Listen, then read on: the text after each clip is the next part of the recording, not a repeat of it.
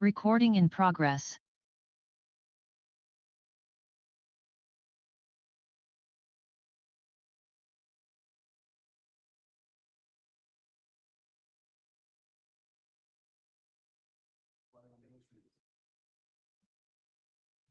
Sandra, how we looking?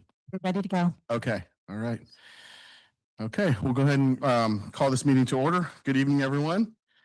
This is the regular meeting of the Pacific Grove City Council. We're here in council chambers at 300 Forest Avenue, Pacific Grove, California.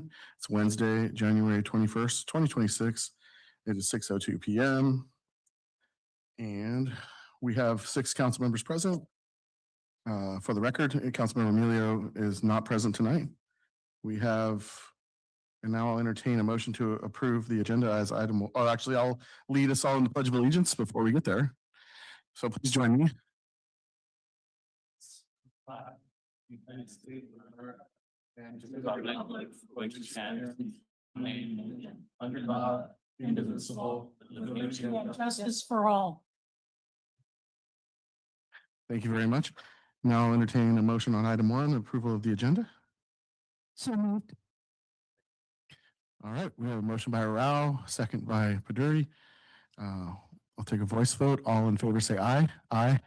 Any opposed? Hearing none, passes unanimously. We'll take the agenda as stated. And now move on to item 2A, presentations. Item A, subpart A, Pacific Grove Rotary.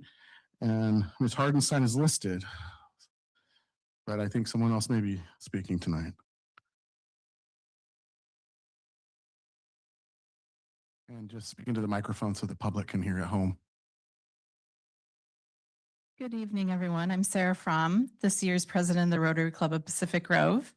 On behalf of our club, I'm proud to present the Pacific Grove Youth Center a check for $10,000.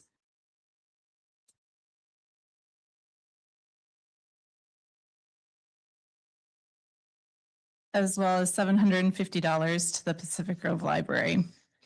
I'd like to recognize my fellow PG Rotary members who created the Pacific Grove Rotary Auto Rally, Jeannie and Ray Byrne, Steve Cavell, Mike Malorn, who started the tradition of donating to youth programs. I'd also like to thank Public Works Director Dan Go, Public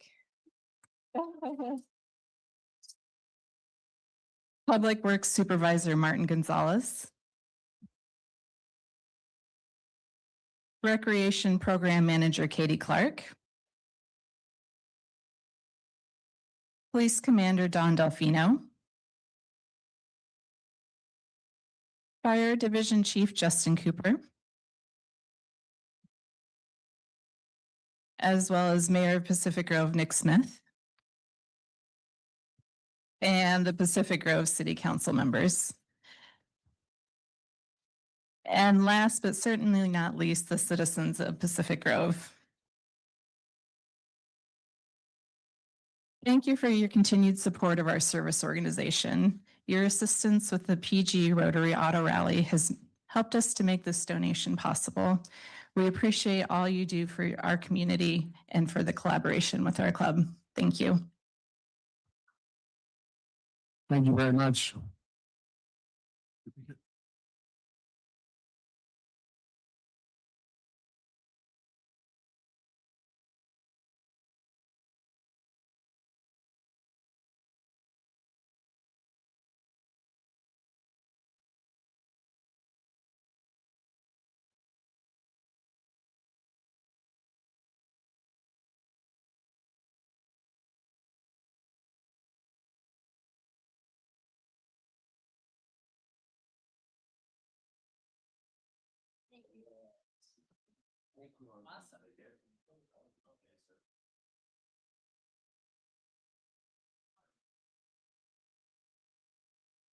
All right, and now, thank you very much to the Rotary for the great gift. We really appreciate it. And I know it'll go to good use. Now I'll invite for item 2B, the little car show presentation by Mr. Moulton.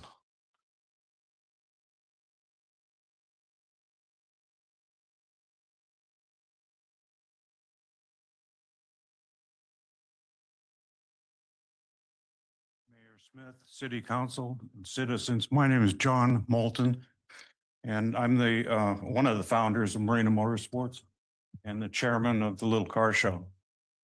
And just wanted to mention that we've, this last was our 15th year with the Little Car Show in Pacific Grove. And just so you don't think we're out of towners, so to speak, I was raised in Pacific Grove, and where we're standing right now used to be the rec center. This building, it was attached to the city hall and police station. And that was 65 years ago when I used to go there. Tonight, I wanted to mention we're donating, among other things, $2,000 to the rec center and $2,000 to Meals on Wheels and the Fireman's Fund, another $2,000, and another $2,000 for Veterans Transition Center.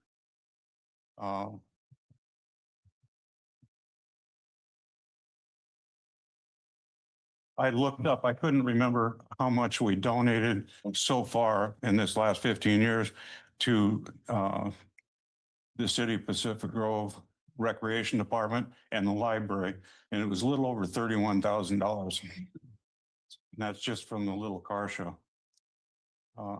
And I guess that's about it. Thank you, John. We really appreciate the gifts. Thank you.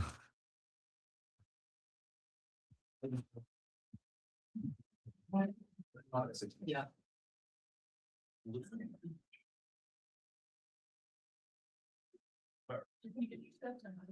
Okay, it's good.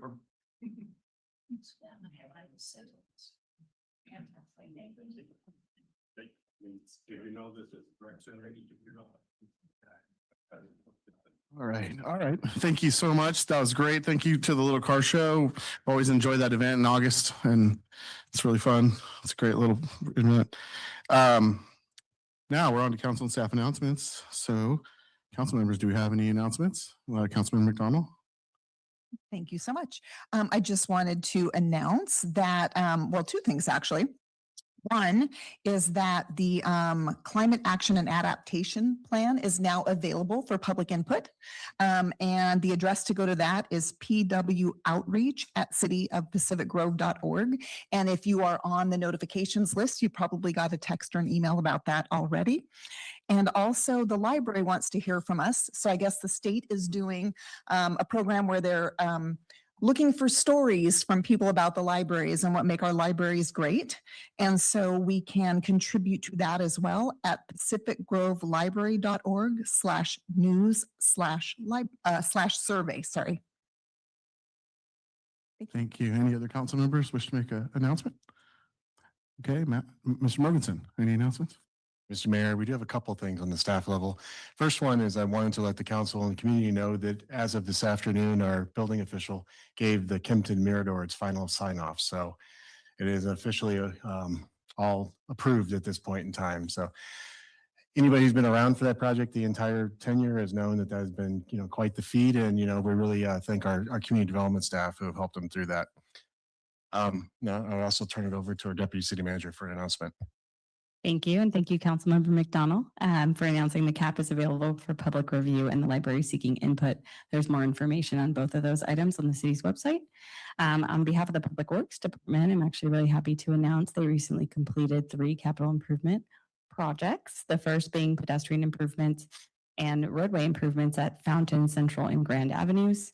The sidewalk infill project on Cynics and Congress has also been recently completed, and the repairs at the youth center roof. And then you might see some activity here in the City Hall complex because they are currently working on the roof repairs at the police department. So there's a lot of active construction underway. So kudos to our public works team. Thank you. Thank you. Anything further? And I'd also like to welcome Mr. Lorca to the dais. And he's not his first time up here. So welcome back, Mr. Lorca. Okay, excellent. So we'll go ahead and move on to item 4.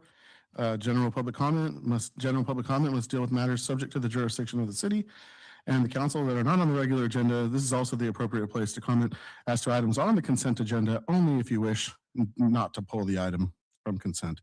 So given those parameters, who wishes to make general public comment at this time? And seeing 1 or 2 in the audience, we'll take them first.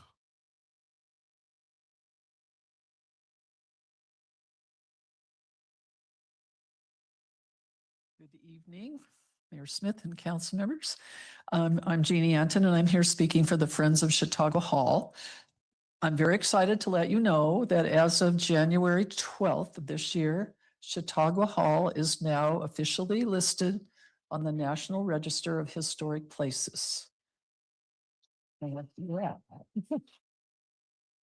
So now we have 7 buildings with that designation. That includes Asilomar Conference Grounds, Point Pinos Lighthouse, the Centrella Hotel, the Gosby House Inn, Trimmer Hill, and the Frank L. Buck House, which we now know as the Charles. So thanks to all of you and to our city manager for your support in making this happen. We hope this will open the door to some grants for the Chautauqua project.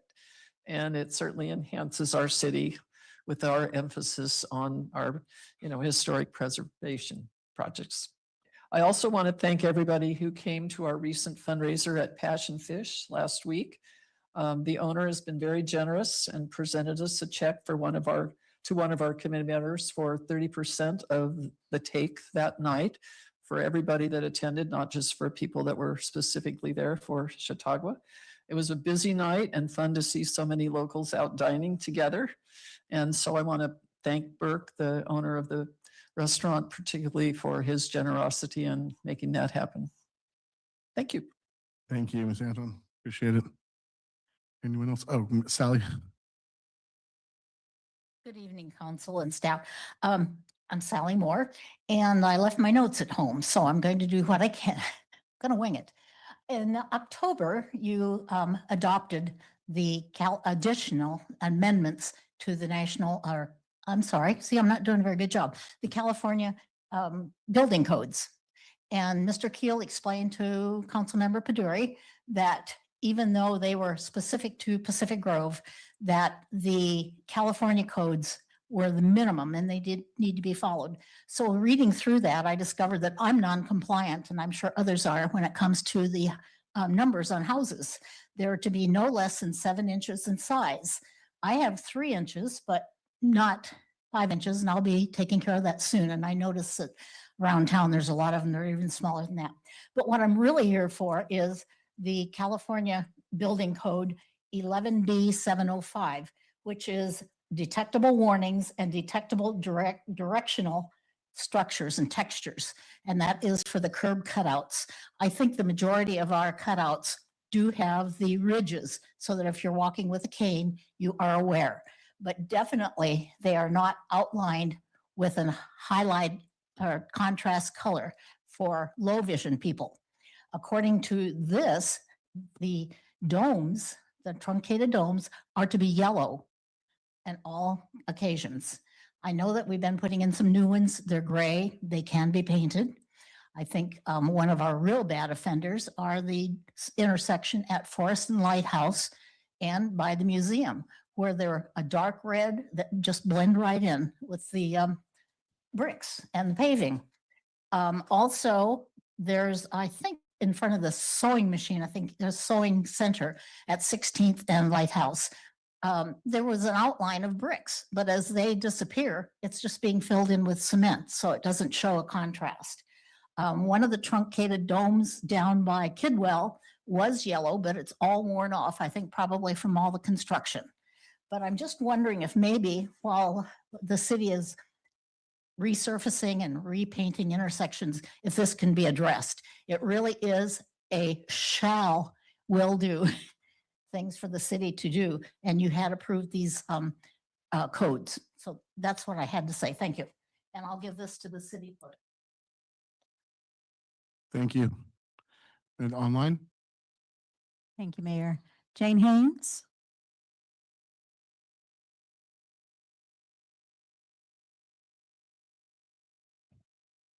Hold on just one moment, Jane.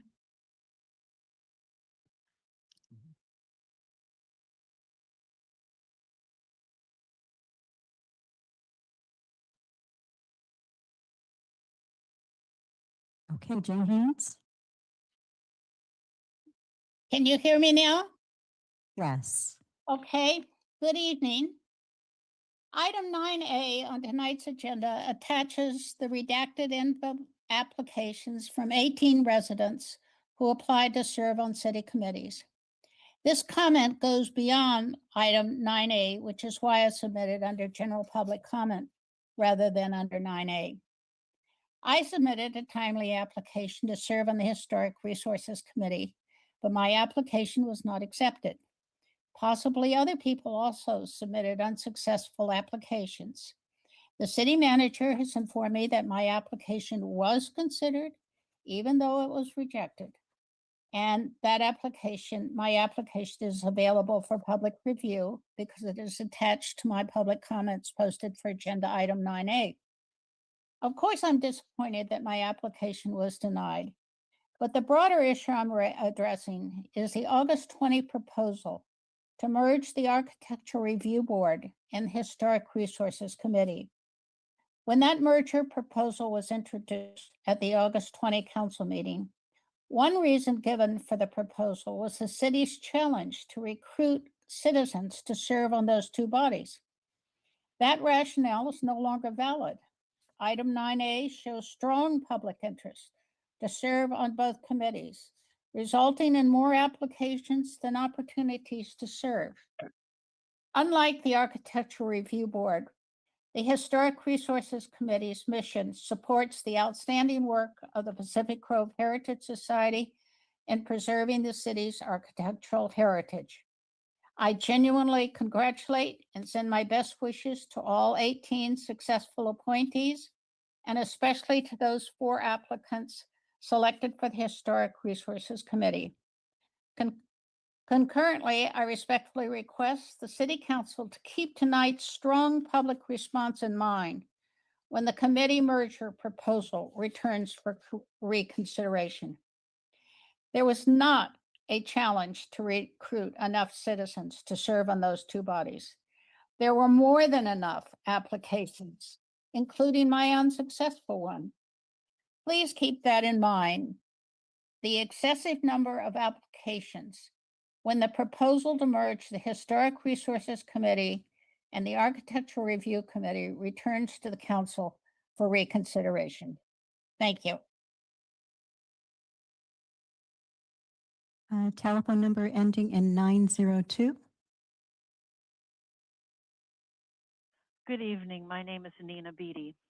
The city's support for the MODIS project endangers the future of monarch butterflies and their habitat here in Pacific Grove. I urge you to withdraw from the MODIS project immediately and take down the wireless sensors installed in the butterfly sanctuary. Pacific Grove is in violation of its own monarch ordinance.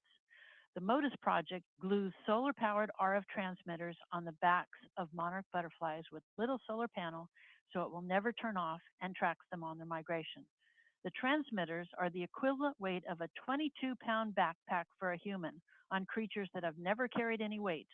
22 pounds is a heavy weight even for a human to carry who has the ground to support them. These butterflies have nothing but air, and they must fly for thousands of miles with this huge weight on their backs, supported only by their wings' effort. That many of them survive the first year back east is a testament to their sheer gutsiness. Worse, the transmitters pulse microwave radiation every 3 seconds permanently, flooding the butterfly's physiology with this toxin despite known harmful impacts to insects from this radiation. It's a carcinogen. It damages DNA. It can cause genetic mutations in offspring and infertility. It damages learning and immunity, and it disrupts ability to navigate and many other problems. And when they're exposed to each other's transmitters, this increases their exposure. How could the city allow this to be done? This is pseudoscience by people with no background or expertise in microwave impacts to biology. Xerxes Society and CDFW both confirmed that no CEQA review or environmental impact study was done, no public hearings were held, no public comment periods occurred, and no public noticing via legal notices posted in area newspapers was conducted before this project began. Xerxes has ignored scientific research. This project was a ministerial permit despite the known damages likely to occur, and the first news locally was in the Monterey Herald in December, with the transmitters due to be activated on their backs in mid-December. This is animal abuse. This violates your ordinance. It threatens an already stressed species, ignores what's really impacting them, and adds further burdens to them. Halt this project now and remove the AT&T antennas as well at Wilkie's Inn across from the sanctuary, which I and others fought in 2013. Stop this project, please, now for the monarch's sake. Thank you. Mike Gibbs.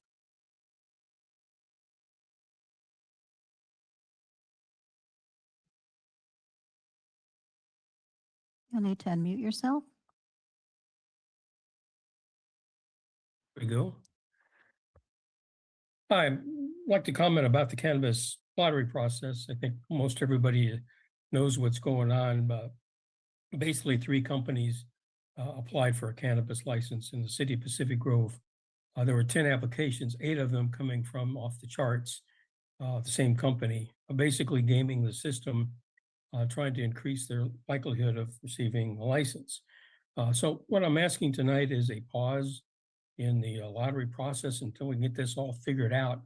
If I was one of the 2 companies that submitted a legitimate full application, meeting all the requirements, I'd probably be talking to my attorney right now about the process that PG put out in its ordinances. It's supposed to be fair, equitable, and transparent, and it is not. So I asked for the pause. The other thing is very puzzling. How did HDL miss this? I think we paid this consulting firm $26,000. And if we did pay them, we should ask for our money back. And if we haven't, we should suspend the payment for that process. So I think it makes the whole process appear to be unfair and even cause a lot of people to question the legitimacy of the total process, which then kind of bleeds over to anybody that is awarded a license would be under some kind of a shadow about the legitimacy of the cannabis selection process here. So I'm asking for a pause in the process. And lastly, I'd like the applications for all of the information made public, particularly for the 8 from OTC. I would love to see their EIN, that's your federal identification number, your California C number, that's your corporate number in the state of California. I suspect that there is not a different number for each one of those 8. And that is highly problematic and unethical in my opinion. So suspend the process for the lottery and let's get this thing under control and avoid anybody filing a lawsuit. Thank you very much. Nancy Parsons.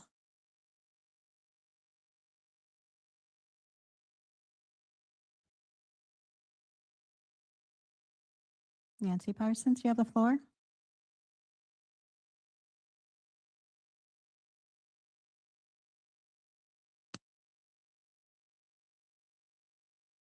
Okay, we will skip her for now. Carmelita Garcia. Thank you very much. Good evening, everyone. I'd like to comment also on the cannabis issue.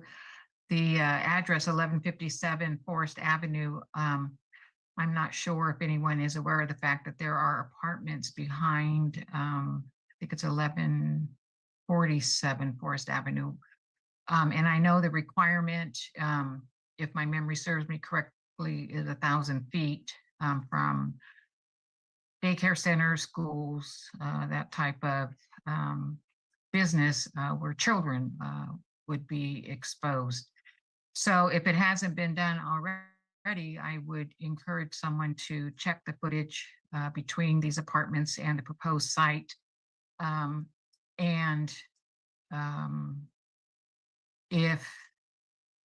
anyway, that should take care of it, actually. I was going to say,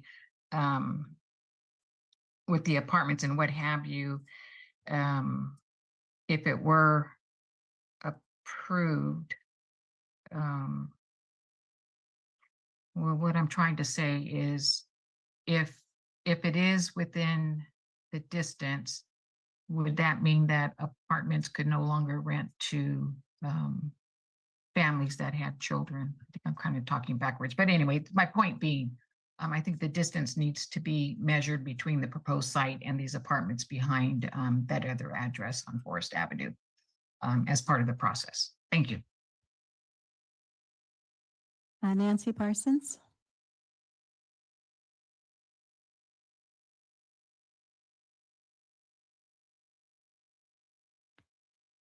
Nancy Parsons, you'll need to unmute yourself.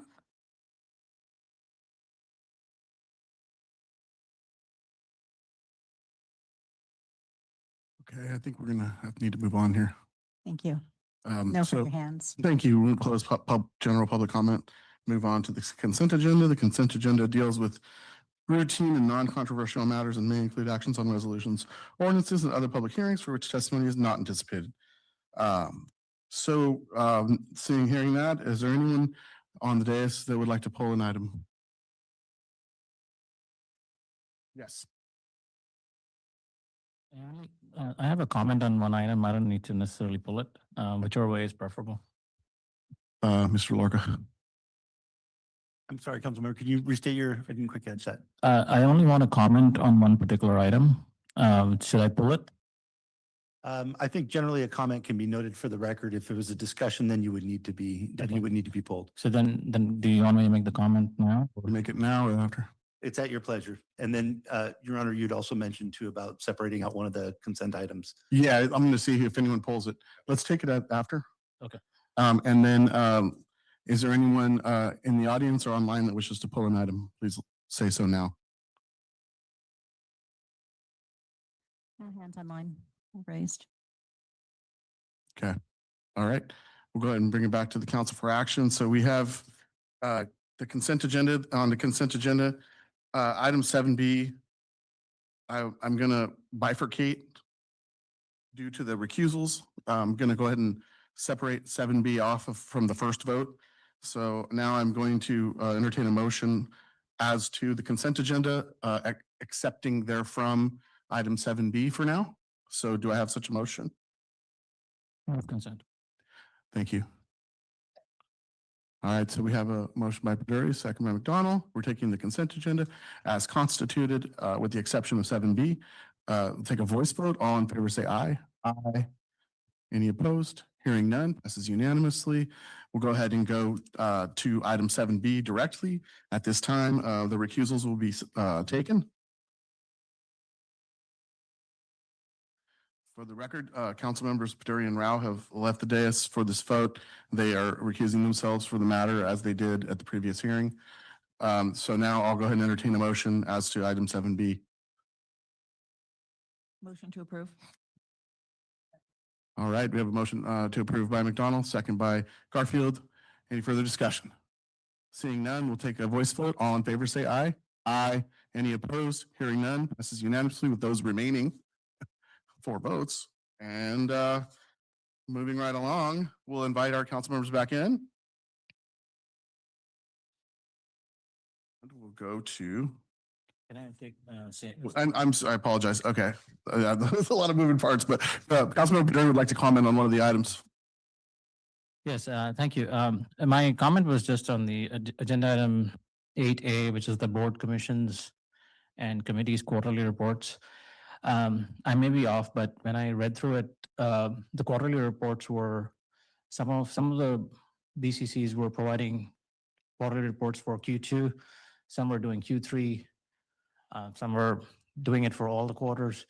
And then I didn't necessarily see some of the, like recreation board.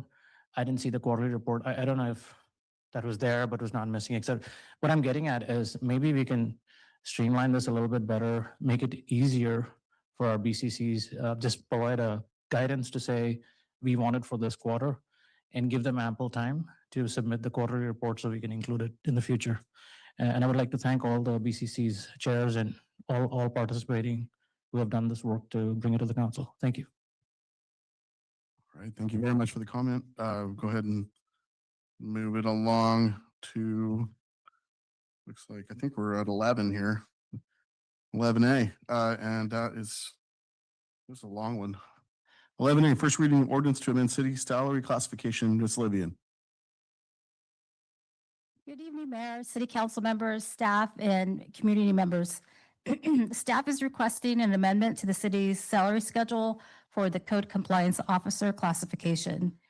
The Code Compliance Officer classification was not updated to reflect the 3% cost of living adjustment approved for members of the General Employees Association in July of 2025. This omission during the implementation of multiple concurrent changes for most of the employee groups.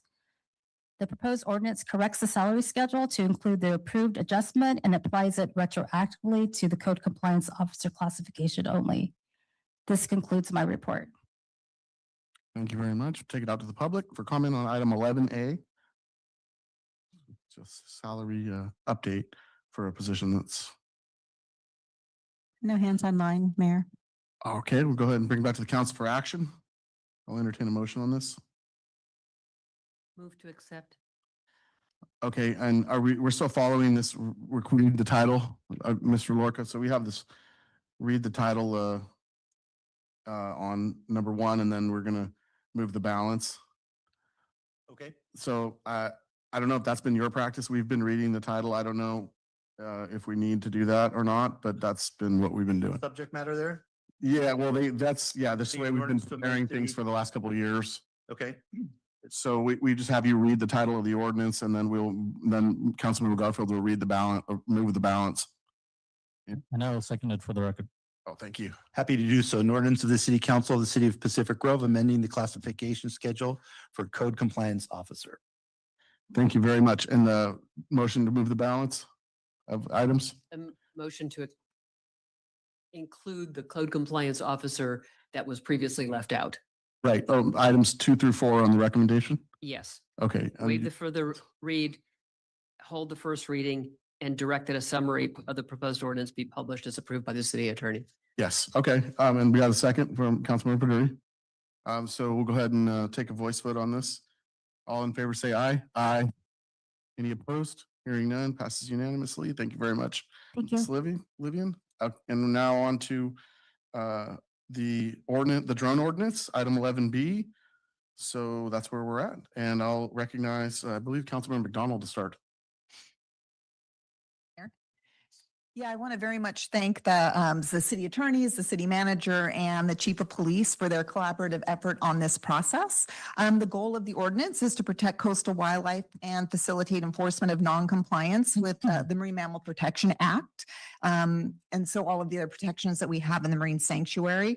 The current ordinance on drone flights actually already prohibits flying of drones without permit, and there is a mechanism for monitoring already embedded in that. And so even though we have these regulations, we see ongoing disturbances. We get a lot of complaints from the community, and for the local monitors for both the harbor seals and the black oyster catchers, there are a lot of disturbances documented. And this is an attempt to not only introduce those wildlife protections, but also to protect the privacy and safety of local citizens as well. And so the idea is to provide clear guidance. A lot of this was already in the permit, and it's being kind of captured in the ordinance so people can easily look up what the requirements are in our city. And it is designed to be in compliance and consistency with the regulations already established by the FAA, NOAA, and CDFW, the Fish and Wildlife. And so this is actually a second step. We originally talked about this agenda item in October, and council voted to have the city attorneys work on the ordinance, and that is what's being presented tonight.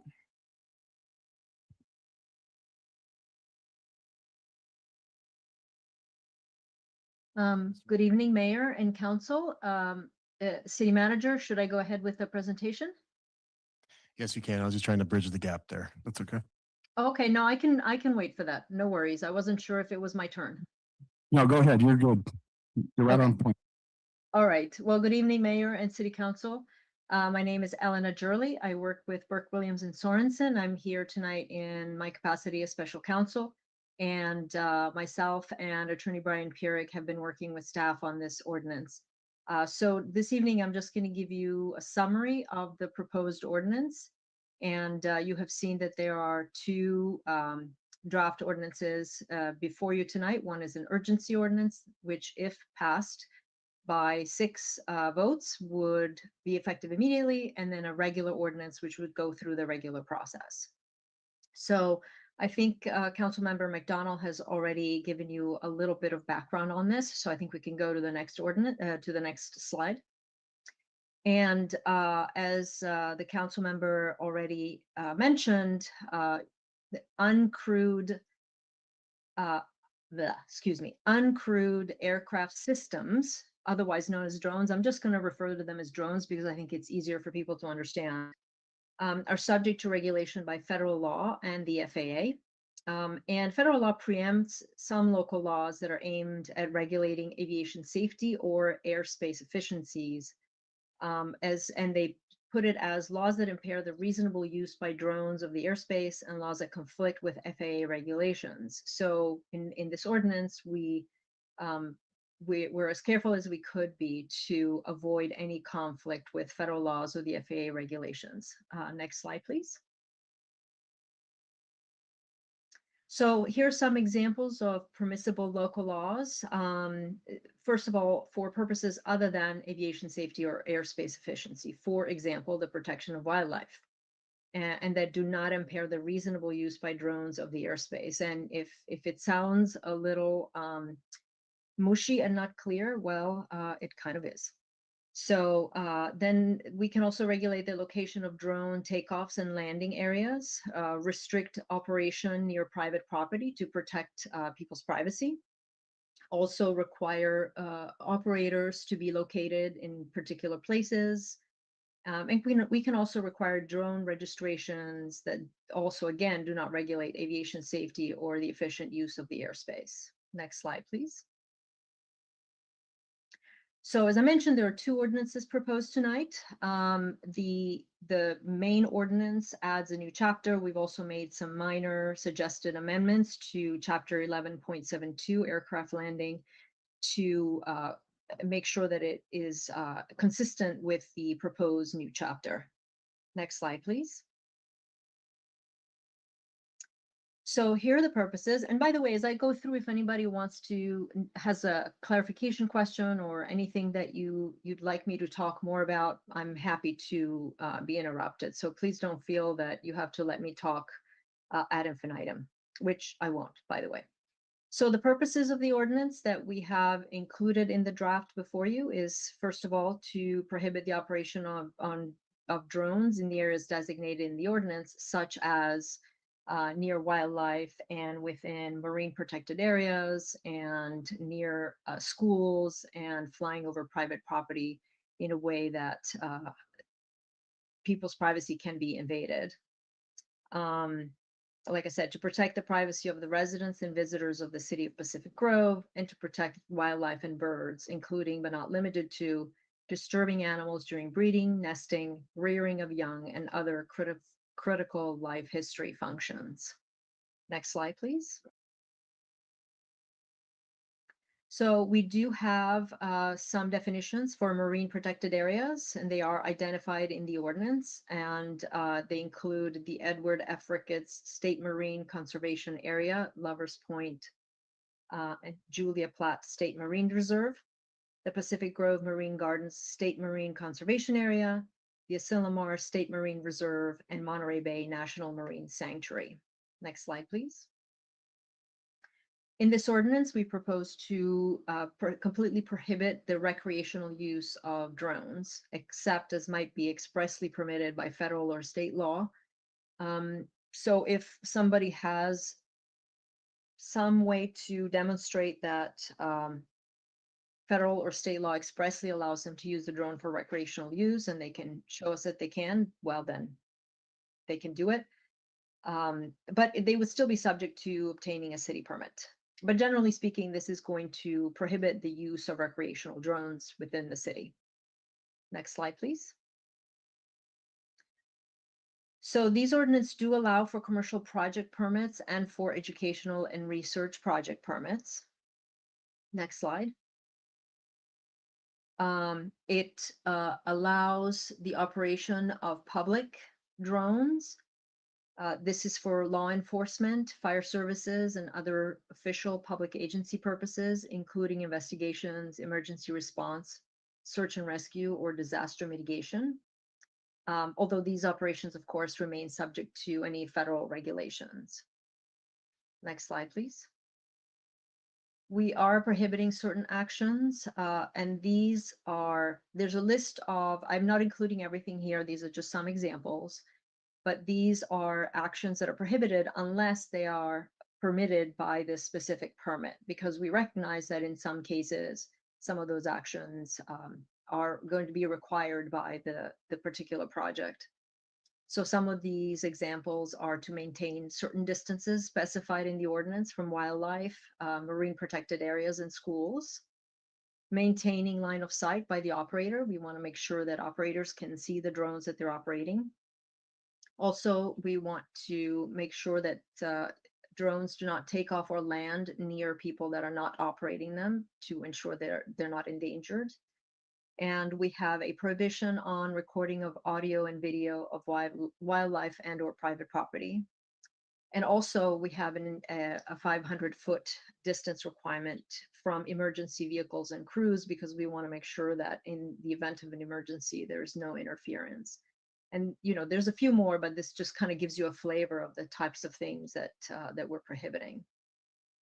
And then next, yes. So the project application will require, among other things, the contact information of the operators, the information about the specific drones that are going to be used, the description of the flight activity, including whether they're going to be filming and taking visual images or sound recordings, as well as a copy of a valid and current Part 107 remote pilot certificate and FAA tower notification if applicable. So drone pilots are required to have a certain pilot certification, and so issued by the FAA. So that is one of the requirements.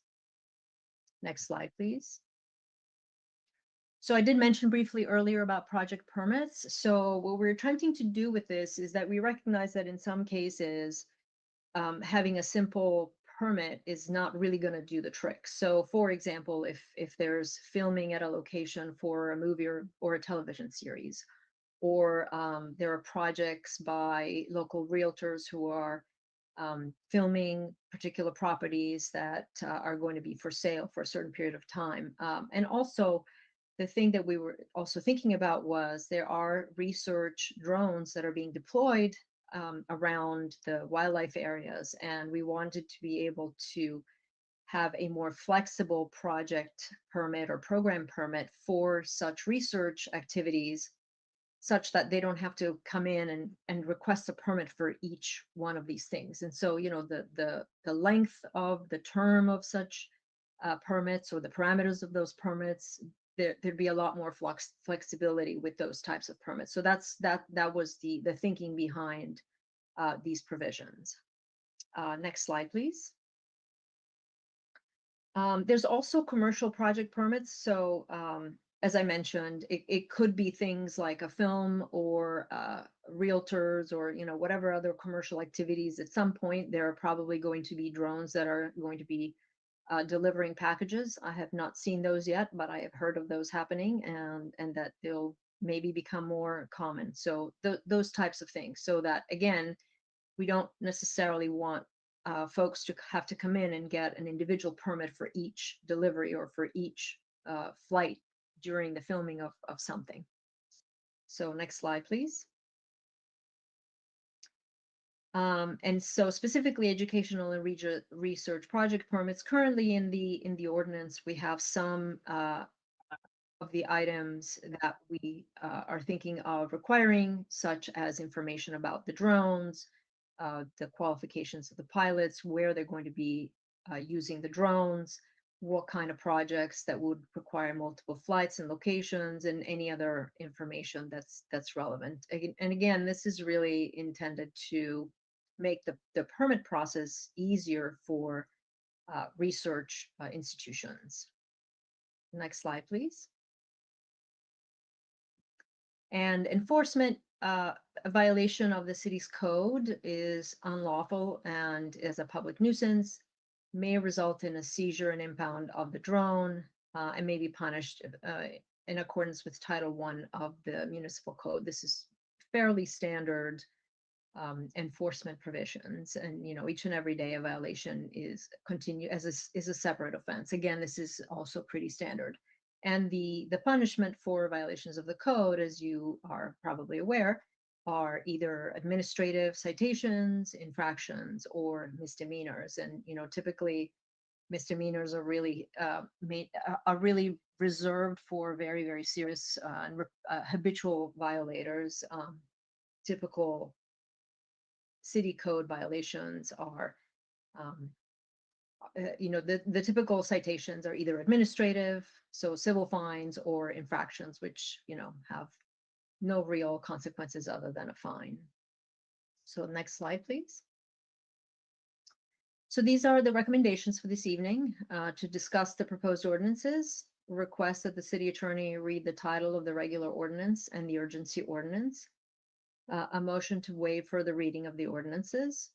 A motion to introduce and hold first reading of the regular ordinance, amending chapter 11.72 and adding chapter 9.50, regulating uncrewed aircraft systems.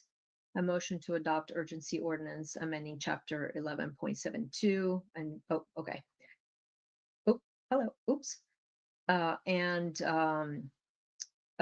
and adding chapter 9.50, regulating uncrewed aircraft systems. And a motion, the publication of the ordinances will be satisfied by publication of a summary approved by the city attorney. And I believe that's my last slide. And I'm happy to answer questions. And We're going to go to Councilman McDonald again. All right, thanks so much for that. And really the goal here in developing this is very much to work with the research institutions. Part of this actually came about too, because there has been so much stresses on our local wildlife by all the recreational flights. And we really want to reserve that airspace and whatever disturbances may be. I mean, there could potentially be some disturbances. Everybody understands that, even with research, but the goal is really to make sure we're leaving the window open for that, because that is something that benefits the entire marine sanctuary. It benefits us, both as residents and the general public. So really that is the goal. And I know city staff's already reached out to Hopkins in particular, and it sounds like CSUMB may be doing some local research. And the idea is to develop the more specifics of the permit in conjunction with those institutions. The intention isn't in any way to limit projects or make this a difficult process. And there's actually already a monitoring program in place. And so it's just continuing with what's already existed. There are generally no fees for monitoring for research. And so we don't anticipate that changing either. Based on comments we've received from the research institutions, we have a proposed slight modification to the commercial and research section. If Sandra could pull up that slide, because this would be something that the council could then consider as a slight change to section D. And it's also then could apply to public comments that are relevant as well. Oh, sorry. I keep forgetting my monitor doesn't working, so I'm waiting for it. And so for here. What we proposed is making it clear that, so this is the first two parts. So we kind of removed the research part from the general project permit section up front. I'll give people just a second to look at this.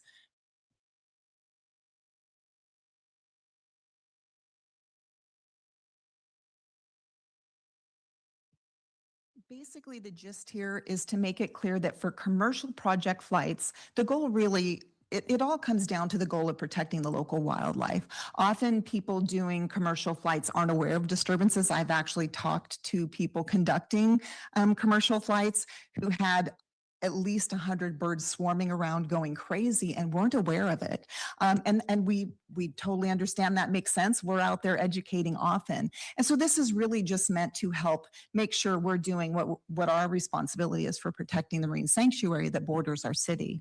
And so the idea of the 72 hours prior to the flight, this is for commercial. It doesn't necessarily apply to, big term research projects. And that is just so that we can get a monitor on board to make sure that those protections are in place. As I said, this is something that's already done. There's already a program in place that the police department reaches out to the person who does that, and they help assign the monitor for that. So this is actually nothing new. It's just people didn't usually know about it until they got to the permit stage. And then if we could go to the next slide, please, Sandra.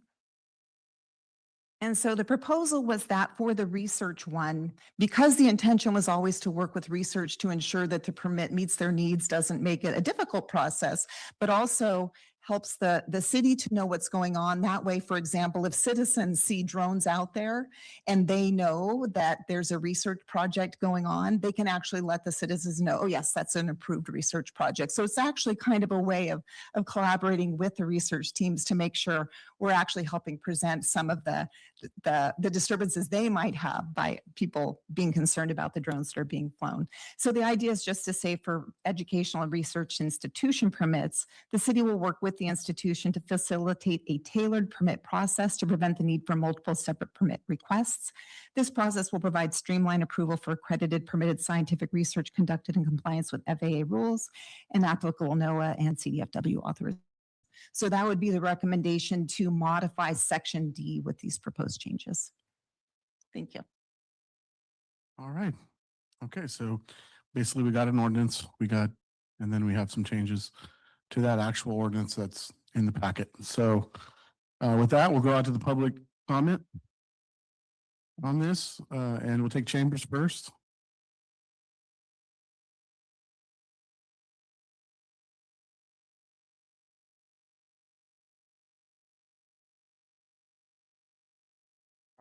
Good evening, Mayor and honorable members of the City Council. My name is Bill Sherrod, and I am here on behalf of Stanford University and the Hopkins Marine Station. We come as your neighbor and also your partner in longstanding conservation efforts in our local community. Our commitment to protecting the coastline is more than a century old. As many of you know, in 1916, we moved from Lovers Point to our current location, in part because of recreational activity that was interfering with the very environment upon which we were conducting our research. And so protecting this coast is not new to us. It's actually the foundation of who we are. We read Councilmember McDonald's letter with great interest, particularly stopping recreational drone activity that disturbs wildlife, and with the goal of making research flights more easily monitored and managed. We believe the intent is to distinguish responsible, pre-authorized research from unregulated recreational drone use. And we strongly support that goal. And with the spoken additions, we support those proposed changes to the ordinance. Our concern, just for the record, is that as the ordinance is drafted, there are a couple of elements in it that unintentionally create some potential legal conflicts, internal contradictions, and operational barriers that could impact conservation and research. As was already acknowledged, our work is heavily regulated by both the FAA, NOAA, and CDFW for operations in the protected areas in the National Marine Sanctuary. And so those experts obviously provide the airspace safety, but also the wildlife protections. And the ordinance duplicates many aspects of that framework, and in several places it actually contradicts it or places some challenging operational constraints. And more so, it doesn't necessarily clearly identify any additional environmental benefit for doing that. The wildlife monitoring requirement, if that is to be a requirement for research use, creates a liability and insurance challenge in two aspects. One, the wildlife monitor assigned by the city then becomes an agent of the city. And in doing so, that exposes liability for their actions or inactions. And at the same time, it requires a research institution to indemnify the city while forcing an uninsured third party, a volunteer, into that operation. A research institution's policy coverage would not cover them. Right? They're outside the scope because they're not an employer, they're not an agent for the benefit of that institution. And that creates a potential scene that I encourage us to reflect on. Additionally, the ordinance places the volunteers in a regulatory role, right? And so the enforcement framework from NOAA published in 2019 shows that determining wildlife violations is a complex legal and scientific process using biological standards, not fixed distances. So setting a fixed requirement for a distance or separation from observation may not induce what is considered a take or harassment of an animal or a protected species. And so you could have it at a greater distance, you could have a closer distance. So the distance is somewhat arbitrary. It's based on the biological reaction of the wildlife and their environment. And so that was the standard that is used for our permitting agencies. So putting volunteers. in that sort of- I'm sorry, you're over time. I apologize. Okay. So We got with the that- letter though, right? Got the letter. Okay, all right. Thank you. Thank you. Anyone else? We do have one caller online, All right. Mayor. Vicki Pierce, you have the floor. Thank you. Thank you for giving me time this evening. I've already written to the council, but I wanted to make a few comments in support. I want to support your passage of both the ordinances, the regular and the urgency ordinance. Please vote yes on both of them in order to immediately stop recreational drone activities. Drones' disturbance of Pacific Grove's shorebirds and harbor seals can be fatal to their young. This is difficult to document, so if you haven't seen many examples, it's because of that. It's not because it's not happening. One example that I and another member of the Central Coast Black Oystercatcher Project observed and documented was a recreational drone flight that for a few minutes of someone's fun resulted in the failure of an entire nesting season for our most successful pair of these distinctive shorebirds. Trying to save their eggs, the two parents chased the drone, briefly leaving the nest open and just long enough for some predator to take the eggs. This is the risk that drones pose. Black oystercatchers are a charismatic species, already listed as birds of concern due to high levels of disturbance. A yes vote can save lives and boost our threatened population. Our city's coastal wildlife, shoreline, and other natural resources are its greatest asset. I have acted as a monitor for research flights of the drones, and the researchers have inevitably been sensitive to the wildlife, welcomed the monitors. I think the modifications to allow and ease research are entirely appropriate. Thank you. Thank you. Inga Lorenzen Joyner. Thank you, Mayor and Council. I am a neighbor of Vicki Pierce, and I live right behind her, and my view is of Hopkins Marine Station, which has been for over 50 years, way over 50 years. And I am saying that I support their research, but you know what? I don't think that what they're concerned about is really going to happen. We need to have, just like flock cameras in and out of our city, we need to know kind of who, when, where, what is happening with these recreational drones. I don't think anybody's going to impede Hopkins Marine Station. I mean, I'm not sure that they have specific black oystercatcher research going on, but I don't think they want with their drone and their research to do. I even support their chain link fence.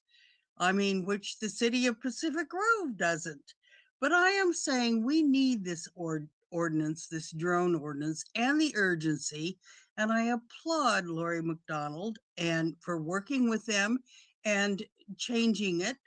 I don't think research institutes have anything at all to quibble about here unless they want to harass another species that they're not researching. I mean, I don't understand this. So I fully support the urgency and the regular ordinance to put a who, what, where, and why on our drone ordinance. Thank you very much. Kim, you have the floor.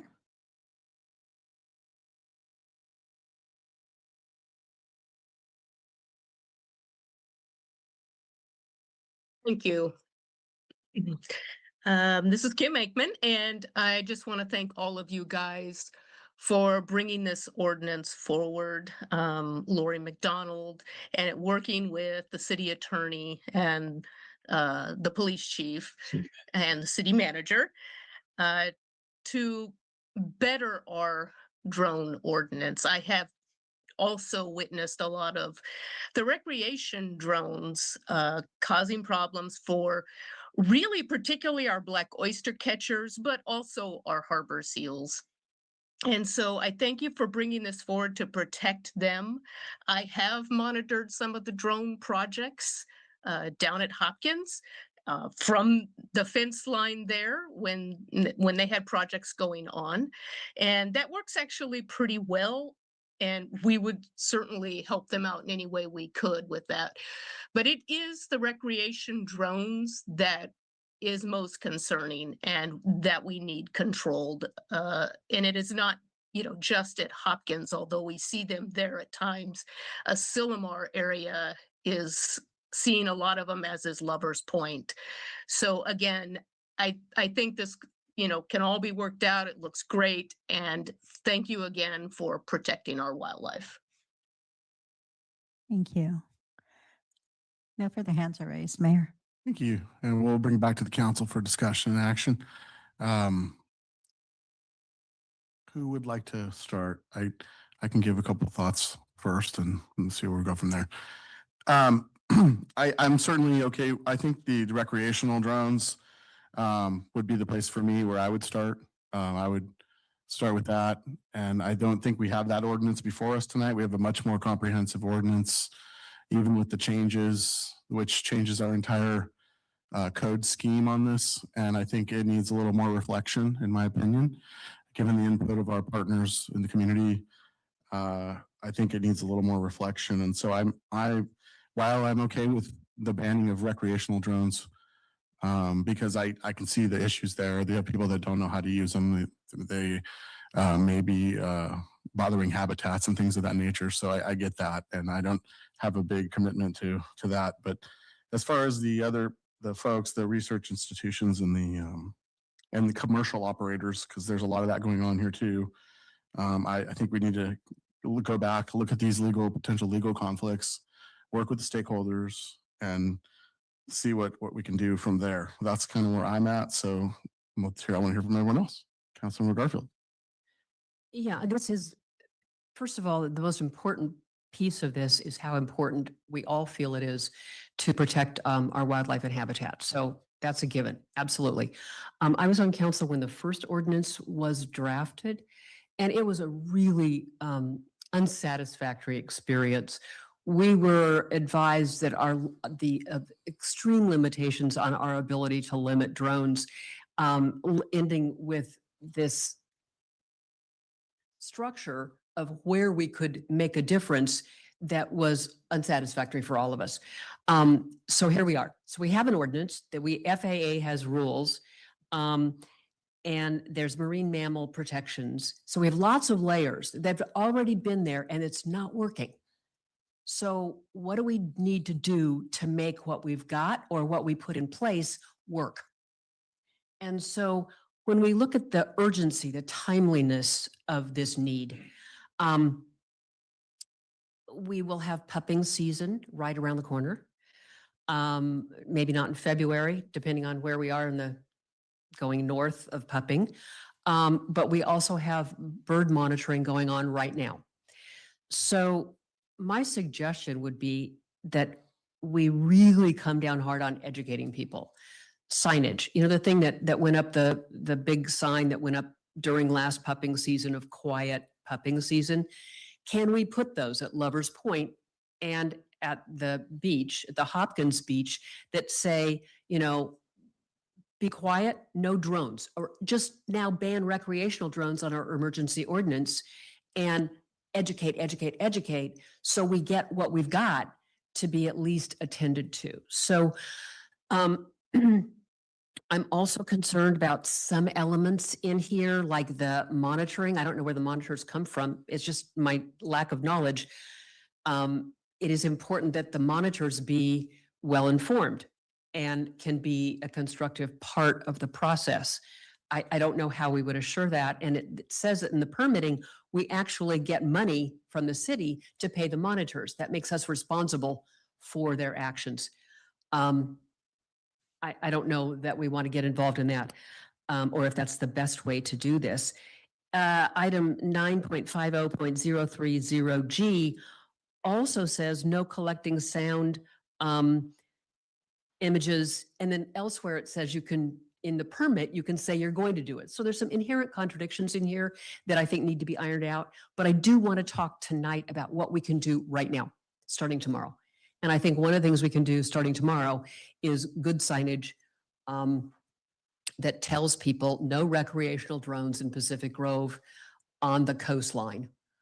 And put the signs up, let them know, see if that helps, and do some information. I am also concerned that we don't have really current information. That the information on the black oyster catcher was from 2022, which was, you know, the very end of the pandemic, and drones were like, oh, I can go outside and fly a drone. I'm not sure that that has kept up the level, but I don't see drones.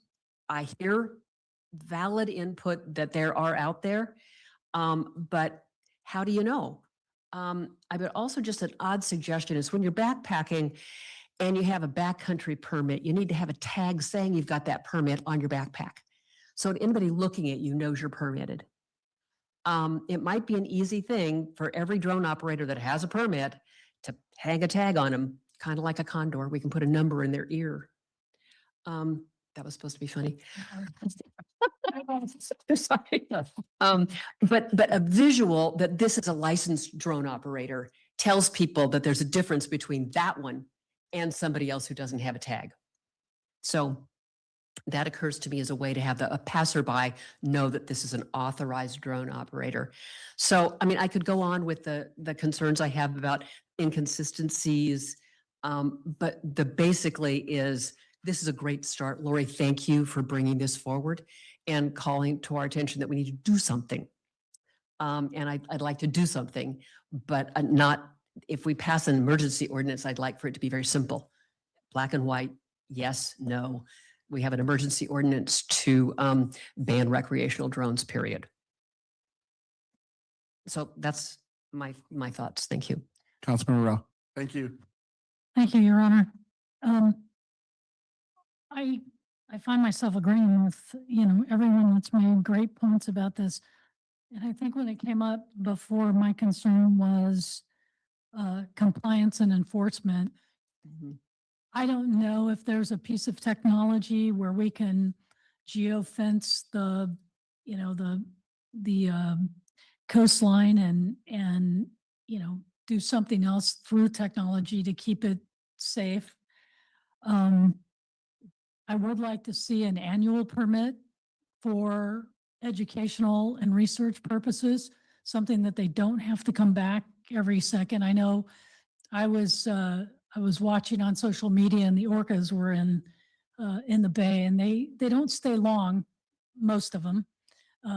This particular pod was in and out pretty quickly, but it is, they are an amazing creature, and to be able to capture them, I know is really important.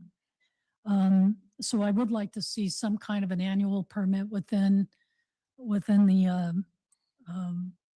this, not just necessarily project-based, because as an example, I mean, whether it's Hopkins or someone else, they might not necessarily have a project, but you just don't know what wildlife's going to do. And if we see this event where we end up with a rare species of whale or something, nobody's got time to run down to get a permit before they're out of the bay.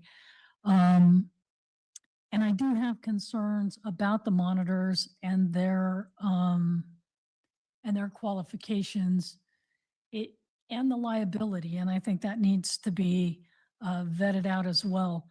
I do support an emergency ordinance right now that says no more recreational zones, recreational drones anywhere in Pacific Grove. We're just a no-go zone. I don't want them flying over my house. I don't want them flying over anybody else's house. I think it's an invasion of privacy. It borders on creepy.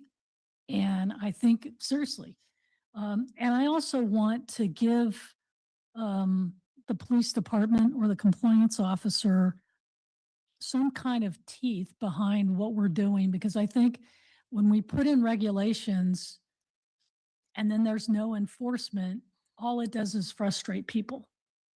And then we get complaints about why can't we get enough enforcement? So I think we really need to nail down that enforcement piece,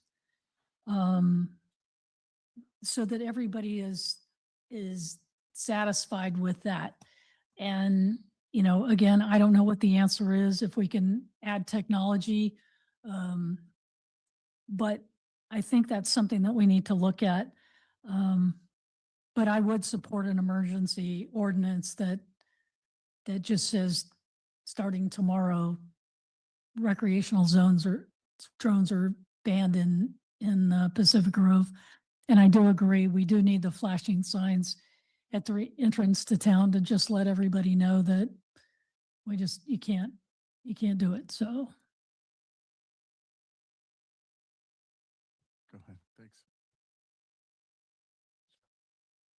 Thank you for bringing this forward. So I would say I'm in concurrence with some of the comments that are made here. I think before going to my statements, I do want to ask the special counsel a couple of questions. The ordinance specifically cites like 300 feet and 50 feet. Could you let us know where the 300 and the 50 came from? Was that data based on research? How did we arrive at 350? So a lot of these are, no, they're not based on data. 300 feet from wildlife is what some wildlife conservations suggested would be a safe distance. 50 feet from somebody who is standing there, so 50 feet from any other person landing and taking off, also a safety zone. We thought 500 feet for emergency crews. We've seen what happens when drones interfere with emergency equipment. I don't know if you recall, but during the fires last year, somebody flew a drone into one of the big tankers, and it was down for several days. So we really don't want those drones to be anywhere near there. So we wanted distances that we thought were reasonable and relatively achievable for people, and that were somewhat simple to follow. Part of the problem with using standards such as move away if you see an animal being disturbed is that by that time it may be too late. And so leaving research projects aside, because that's a whole different set of rules that would apply to them,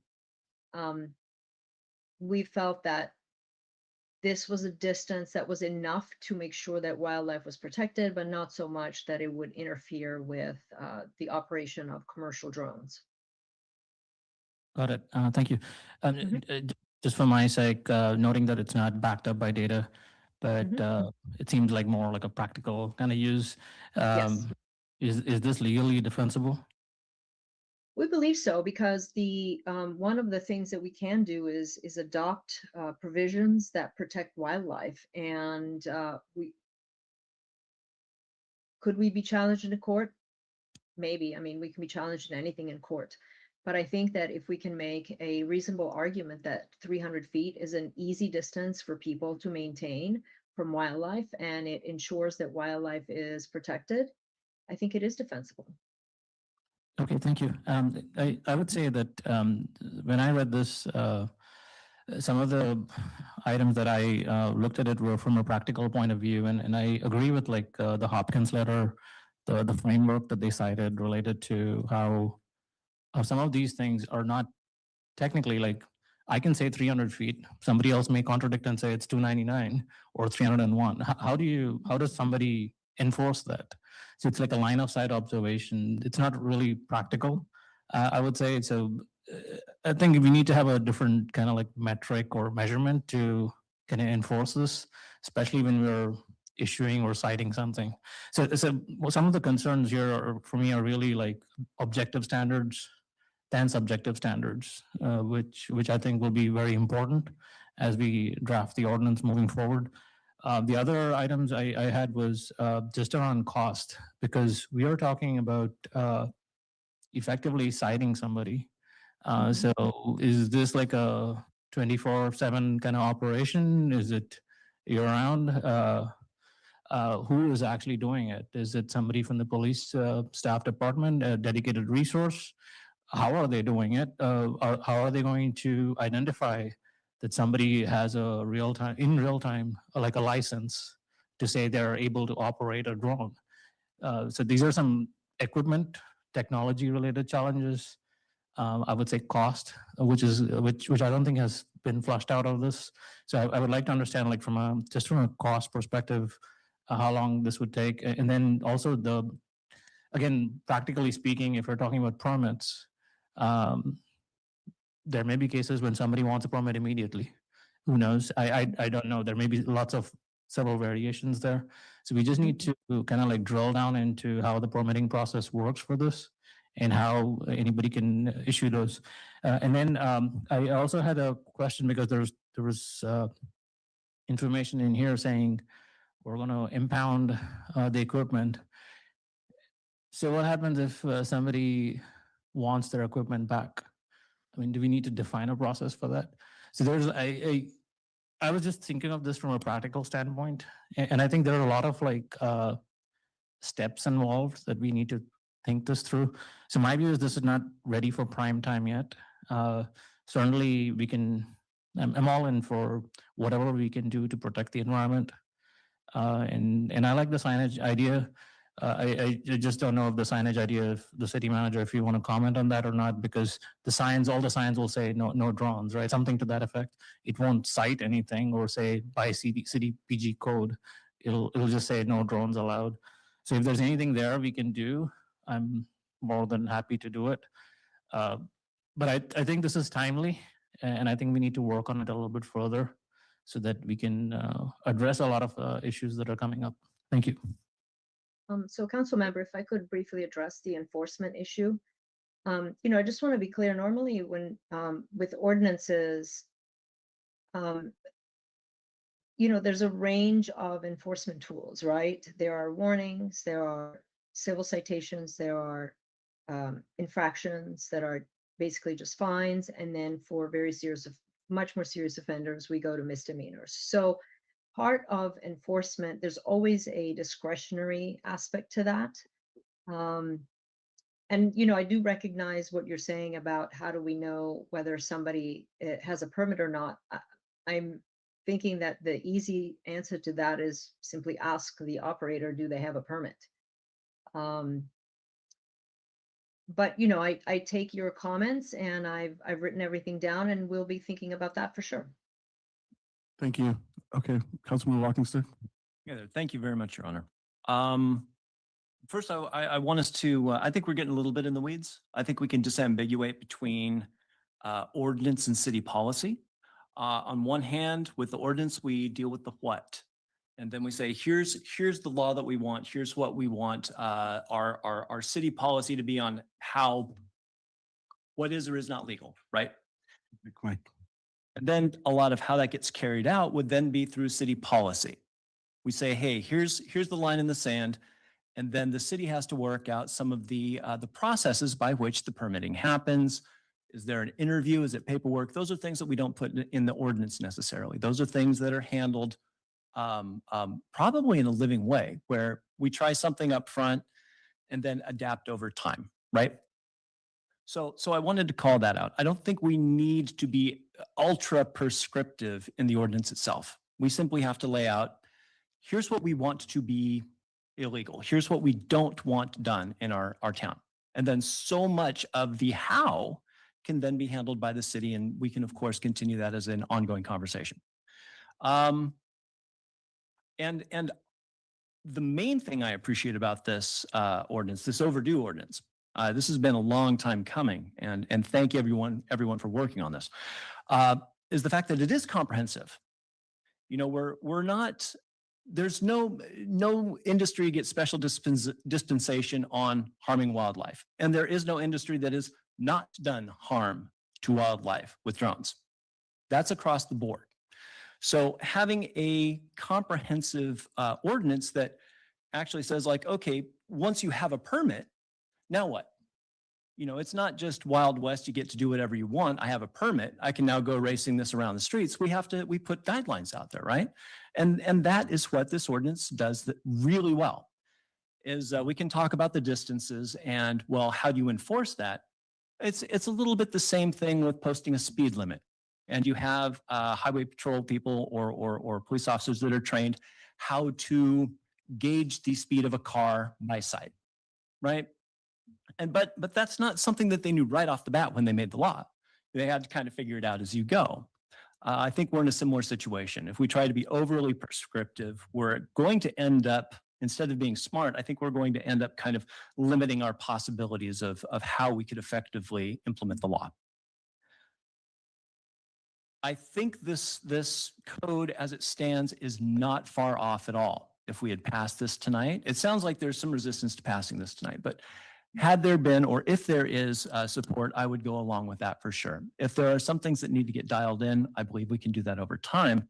But this has been a long time coming. I would hope that if we're going to do revisions on this, I think an area for special focus would be if we're going to assign someone to observe it, that might be something we do need to be a little more prescriptive on, right? If we're on the hook for it. I'm not certain it's necessary. I think just having the guidelines in place is necessary. The sooner we can get those guidelines out, the better. I think limiting what permits are allowed, again, is super necessary. I think the outlawing of recreational drone activity across the board, of course, I'm all for that. There are legitimate uses for drones. I'm all for permitting that. I like the idea of an institutional permit for research, but I still want a clear understanding of what you may and may not do with a drone, even with a permit. I think that's a big strength of what we have in front of us tonight. So with that, I'll hand it off to the team. Thank you. Okay, I've got a comment, sorry. So I think tonight, based on what I've heard on this, at least on this, the three over here on this side of the dais, I think that there's a support for banning recreational drones. I don't think we can do it tonight because the ordinance that's proposed is comprehensive, and I don't want to get into kind of like on the dais trying to rewrite an ordinance that is extremely comprehensive. I also think that if we do pass like one section of it, it could impact other sections. It could be in the wrong section. It maybe should be added to the current drone section. Right now, it's a whole new chapter. It's not part of the chapter 11, the landing the drone ordinance. It's part of another completely different section.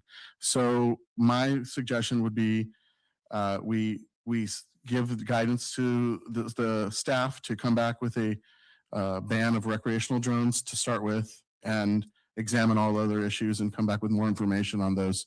That's where I'm at with it. So that's what I would like to do. Yes. Is it possible from both the attorney and the staff that we can have that ban the recreational zone ready to go at the next meeting? I mean, I think we all want and see a need to get this done sooner rather than later. We can, discuss what the definition of is later, but I mean, I think it's one line. Pacific Grove does not allow recreational drones, period. Councilmember, from a staff point of view, yes, we can accomplish that. I believe Elena also is okay. Right, Elena? Yes. You can talk for yourself. Yeah, I mean, it would be a much shorter ordinance. I want to make sure that we have, the purpose and the necessary definitions and then the prohibition. So we have the clear text and the enforcement, but we should be able to bring it back for the next meeting. I think that, that's absolutely doable. Excellent. Councilman McDonald, go ahead. Okay. This is more along before we can even get to enforcement, we need to get to education. And I think we have an opportunity to get to education with what we've got, with marine mammal, with FAA regulations embedded in our current permits and signage. The signage that was in my head was something like seal and bird protections in force No drones except by city permit. Getting the permit then puts the restrictions on any drone user. And once we get that emergency ordinance in place, the police department can say it's a recreational drone, then we don't have permits for recreational drones. And that eliminates that immediately at the permit point. So I'm suggesting still that we avail ourselves of our educational opportunities, even when we can't put in an ordinance for the reasons you've described. Okay. Councilmember McDonald? Yeah. As much as we would love educational opportunities to work, we already have signs saying no drones. We have bayoneters, we have, and actually, one of the things that we've actually had people volunteer to donate funds for is to put a sign at the entrance to the city, like citizen volunteers who would pay to have a sign largely dedicated to things like the no drones and the quiet zone during pupping season. The reality is we have bayoneters out there. We have black oyster catcher monitors out there. We have SEAL team members out there. We are educating people constantly. There's already on our books a permit requirement. We're not actually creating something new here. There's a permit requirement, but the fact is that people aren't getting them. And so in collaborating with the police department, this actually benefits their ability to enforce, because the reality is when people see drones, they're calling the police anyway. They're not allowed. And so this actually helps us work collaboratively to solve the problem. So while doing the urgency ordinance for the recreational drones is critical, from everything I've heard, we're completely ignoring the commercial side of it. And while we want to support the local businesses who do some limited filming and stuff, they're the ones who often don't know anything about the disturbances they're creating. So we're creating a big gap by ignoring that. The monitors already happen. I've monitored myself out at Hopkins. So when they have research projects, it is handled through the Audubon. So the person who is in charge of the Black Oyster Catcher monitoring program, the Bloy monitoring program, when somebody wants to get a permit like that, they contact Rick Hanks. He's from the Bureau of Land Management and works through the Audubon that we do the monitoring. We actually sign contracts when we volunteer through them, as does Baynet, who is a part of NOAA. So we're not talking about unqualified monitors here. We're talking about monitors with training, monitors who know black oyster catcher behavior, monitors who know harbor seal behavior. So they're very clear when a disturbance is happening. The general public doesn't know that, and we don't expect them to. And so while we are constantly educating, we also have repeat offenders. So this actually gives us some teeth also for preventing the repeat offender effect. Never was this designed to hinder research in any way. We already collaborate with research on the permitting and on the monitoring. We don't see any changes to that whatsoever. That's not the intention of this at all. And as far as the urgency goes, you're correct. We are actually in pupping season. Unfortunately, we had our first miscarriage yesterday due to disturbances. So we are already in the season where these types of disturbances are the things that are starting to cause miscarriages in our seal population. We just had our black oyster catcher monitoring meeting. There are actually a series of them last week and this week, with the data from 2025. So we do have data beyond it. Maybe the report that we're seeing, and that's probably what was brought up, was the 2022. That was the more formal one. And we're probably talking about specific incidents that may have happened in a window of time, but this is something that we see ongoing. And the challenge we're having now is the black oyster catchers are now starting to look for their nests. And when they're disturbed by drones, which they see as a raptor and a predator, that can affect their ability to find an appropriate nest to have their clutch for the season. And our numbers are really below. It's getting to the point where they're looking at putting they're already a species of special concern, I believe it is. And so the numbers have been really poor in our area because of all the disturbances by people, and drones are one of the worst offenders. Anybody who's seen them and the behavior they have when they hear and see a drone is really disturbing. They will chase it and they will go after it and go after it, and they won't go back to their nest for some time because they don't want to draw the predator to the nest. Unfortunately, that, as Vicki Pierce had mentioned, opens up the possibility of a different predator coming and predating their nest. So this is timely because this is happening now. And we've been working and working to bring it. It's been a very collaborative effort. The city attorneys have looked into all of the legal regulations around it. The idea was to be very clearly in collaboration with all of the existing guidelines, but to also help pull them into one place so that people actually have a really comprehensive picture of what the requirements are. It's not actually changing anything that's already out there other than the banning of the recreational drones. So what's brought into there is requirements that come from the FAA and whatnot, as well as the monitoring program and the permitting program that are already in process. As it stands now, people are supposed to go to the police station to get a permit to fly a drone. That's not changing. Within that permit process, there is the program for monitoring. Again, nothing new. It's just that now it's more clear. So if somebody actually goes to our city ordinance, it makes it really easy for them to understand what is and isn't approved. And yeah, we already addressed having the annual permit for research. I noticed the CSUMB letter had said sometimes they have multi-year projects. No intention of changing any of this for research. That's not the goal at all. And that was why we had the recommendation for the modified paragraph for the research. And because it said early up that some of these would not apply to research, but I understand if you don't specify which ones those are, there was never any intention that they wouldn't be able to take sound and video of the animals. And also the distance is very much for the reason that the city attorney mentioned. And that is that it helps people who might have a conceptualization of what 300 feet is to know how far to stay away. Because by the time they get closer than that, they will cause a disturbance and then we'll be documenting a disturbance, which actually is a violation of the Marine Mammal Act. So we're actually trying to work in collaboration to give clear guidelines so people can easily comply. The goal here is protection. It's how can we help people comply and how can we help the police department have the tools to enforce compliance? That's really what it comes down to. So. Thank you. Is there gonna, at this time, I'm just gonna ask if anyone would like to make a motion on this item. Well, I'd obviously like to make a motion Okay. to approve as stated in the agenda item with the modification to section D as presented on the slide. With your modifications that you presented. Correct. Do I have a second? Okay. Second. All right. Any further discussion? Yes. I think that we can compile a list of the things that we'd like to see. Your explanation was very good, and it gives us context for this. But even so, I still have some numerical issues that I would like to see coming back with that, like 50 feet from a person, you can't land. Well, it means that somebody can walk up to somebody with a drone and now they're out of compliance. So there's some issues that are persnickety, I agree.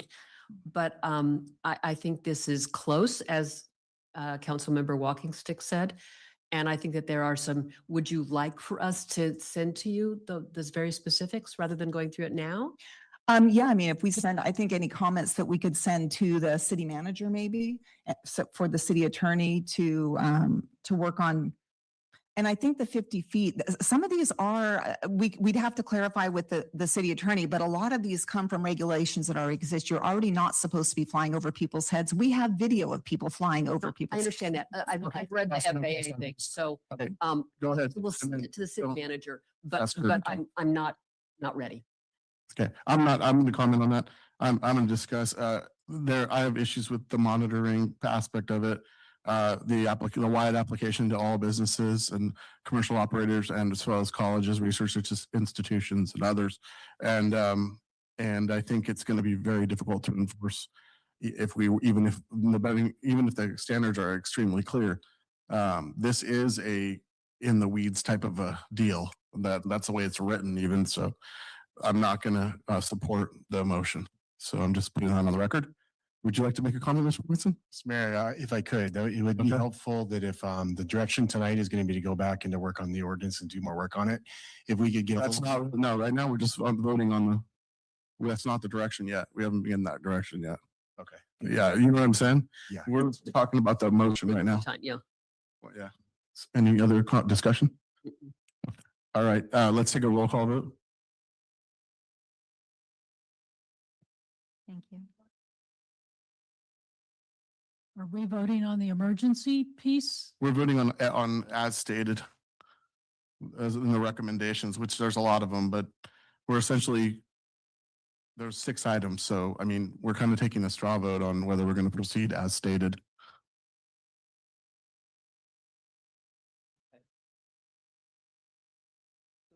With all inclusive. We're voting 2 through 6 because 1 is discussed. Right, yeah, I guess we're going voting 2 through 6, but yeah.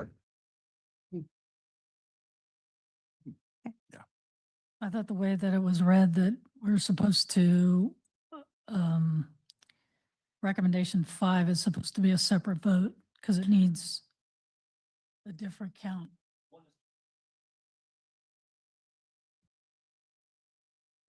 It may not be the case, but if you, we can bifurcate her motion into, the non-urgent and then the urgent, I suppose. Can we do that? Yes. So she's going to bifurcate and then, so the first one is the entire chapter. Let's be clear about this because the urgency ordinance would be comprehensive as well, though. Yes. They're both comprehensive. So it's going to be, Mr. Lorca, can you tell us what we're voting on number 4? As I understand it, the maker of the motion has accepted the modification to treat the urgency and the regular ordinance separately due to the voting differences, the urgency requiring a supermajority.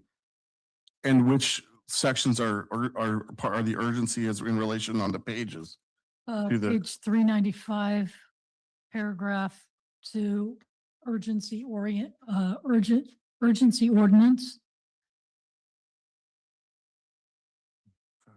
Mhm. Page 395 is a agenda report. Yeah. So I'm talking about the code. Oh, sorry. It's okay. I just want to be clear on what we're voting on.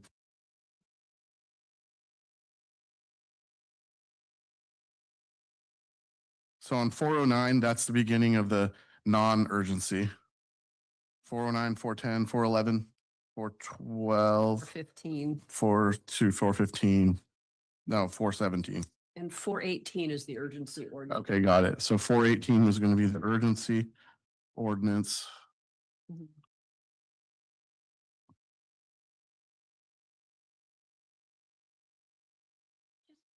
Is it pupping season or puppy season?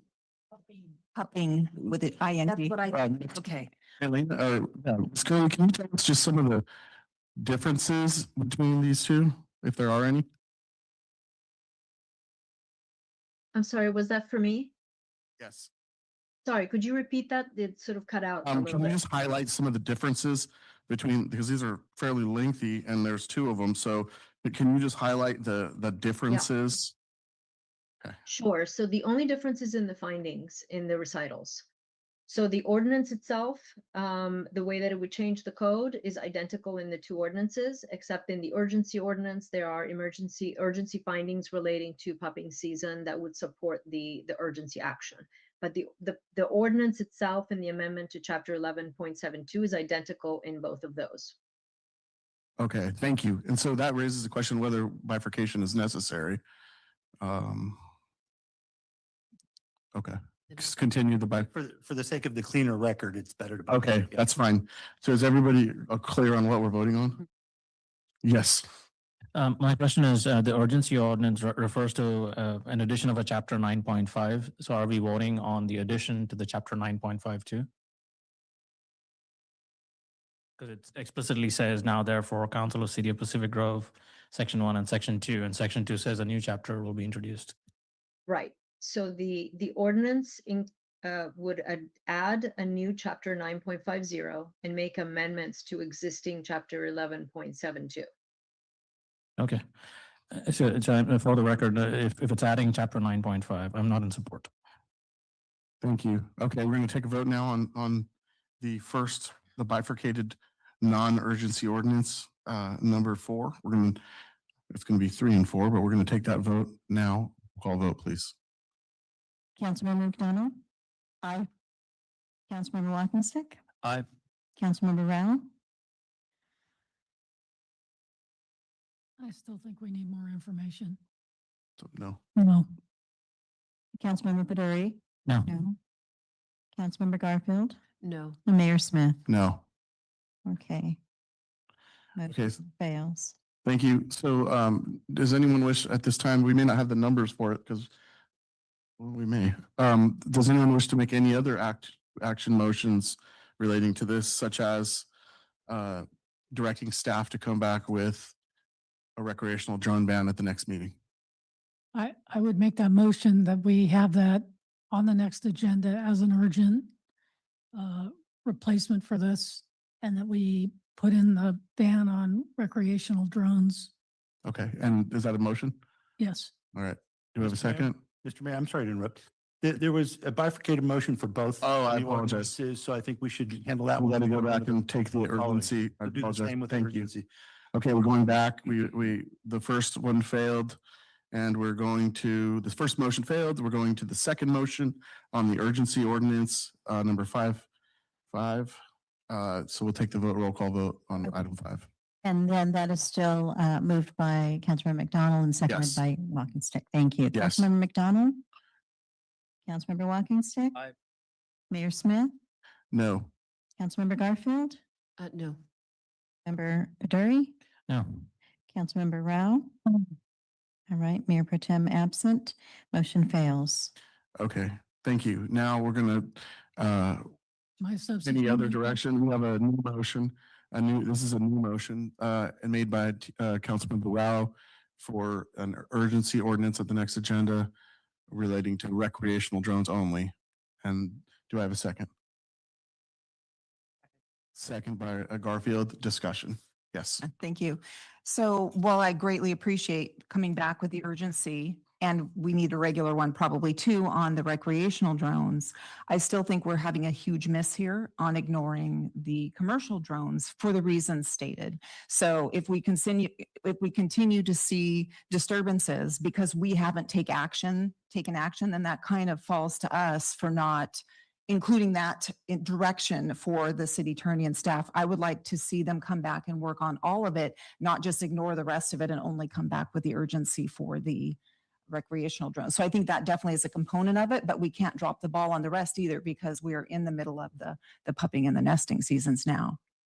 Or the Okay. beginning. That's discussion. Any further discussion? Yeah. Okay, Councilman Rao. I want to make sure that what's ready in the next meeting is ready. And if the special counsel and the city manager feels like we have enough time in the next 2 weeks to get it done, then I would be okay with that too. But I want to make sure that we get the recreational drones done and finished with. And then, if we need additional time, we take it. Now, if the city staff and the special counsel says that they can have it ready by the 4th, then I'm all in for that as well. What do you say? What exactly are you referring to? I'm not following you. Your motion was to pass the recreational drone ban. So Right. you're talking about further amendments, further changes? To Councilmember McDonald's point, in addition to urgently passing the recreational drone ban, also to come back with the changes that we've talked about, as well as the changes that are going to be submitted by other council members. Yeah, I don't think that they'll be able to do that by the next meeting, which is why I think the focus, my position would be, let's focus on getting this recreational drone ban in. And if I would say maybe come back with some more info at the next meeting so that we can then follow up on all the different questions we had. There was a lot of questions. I don't think they're going to have it all that done. They have to talk to Hopkins and the college and. If I Go can ahead, hopefully Mr. help also focus a little bit of this. So I heard one motion, I think you got a second on that one. So that's fine. That's clear that you're looking for just a recreational ban. But on the second part, it would be helpful if we heard more kind of specifics on what you'd want in the ordinance, because I think the attorney has drafted an ordinance that she felt works. And so the changes we're going to make now, we don't want to come back with something that you don't want. So if you could just give a little more insight into that, because if I receive comments offline, they might be conflicting with other council members of what they're looking for. Well, yeah, okay, that's fine. But, I think for purposes of just getting through the item, you know, we have a vote, or we have a motion on the floor for recreational drone ban, so maybe we should take that vote and then continue to discuss on the next piece. Okay, everybody, yeah. Just want to make a comment that as far as what I want to be coming out of the next kind of commercial kind of drone, I am actually quite in alignment with what the Hopkins letter has, and would say that everything needs to be realigned with the established FAA, NOAA, CDFW framework. They've actually taken some of the aspects that we have put in motion here, like the 300 feet and 50 feet, and said that instead of doing that, why don't we check into noise disturbance? We can actually monitor noise decibels, and based on that, we can do some activity. So there's plenty of, I would say, fodder in there for us to work with the Hopkins Marine Station to draft something. So as far as I'm concerned, that addresses a lot of my questions. Thank you. Great, thanks. Any further comment before we take this vote? Go ahead. Thank you, Your Honor. Yeah, I think I was originally thinking about doing a friendly amendment to continue development on the ordinance, but I think maybe having a separate complementary agenda item at the next one to actually go over and discuss this, actually get into a discussion on this would be a good idea. That'll give us enough time to actually review this and come back with some coherent thoughts on it. So, and then of course, do the vote on the recreational UAV ordinance that they'll bring forth separately. Like, that's one thing. Move on to the next agenda item and discuss this. Sound good? That's what I was thinking. Okay, I love it. Okay, all right, we'll take a roll call vote, please. Thank you. Councilmember Rao? Aye. Councilmember Garfield? Aye. I'm lost here. Mayor Smith? Yes. Councilmember McDonald? Aye. Councilmember Paduri? Aye. And Councilmember Walkenstick. Aye. Motion carries 6-0-1 with Mayor Pro Tem absent. Okay, so as to the third prong, do we need to, staff has direction, we're going to bring back a separate item to discuss commercial and research use. Mr. Mayor, what I heard is we'll come back with just a discussion item on those items, and Yeah. we'll get more direction. Yes. So is there a timeline on that one? Does that one need to be the next meeting, or do it in 2 meetings? Or I guess that's maybe. I don't know if, it depends on staff, but I think it would take a little more than one, in my view, but is that not what you're, yeah, okay. Yes, Ms. Garfield. Any thoughts about the signage, the big signs to say seal and bird protections enforced, no drones except by city permit? I don't think we can do that until we pass the law. Oh, I think we should probably save that for when we put in our urgency ordinance and make it contemporaneous with the effective date. it's already on the books. The Marine Mammal Act and the Bird Protection, those are all in place, not in our ordinances, but in our current ordinance that all drones should be licensed and permitted. Maybe then we can say that. Well, and so no drones except by city permit. I mean, I would leave it to, I would ask that question to staff and see what they Okay. think about that. I just think we have an educational, and I totally get that there are people one-on-one doing education, but there are a lot of drone people that aren't stopping to talk to anybody. And if they come into the city or come in toward Point Pinos, this is a very official, pay attention warning. Do you want to put that on the other item as a discussion item, signage, and, or do you want to? I don't wanted to see him tomorrow. Oh, The sign's up anytime we want to. Okay, go ahead. Okay. Mr. Go through the city manager, how many of these signs do we have and are they available?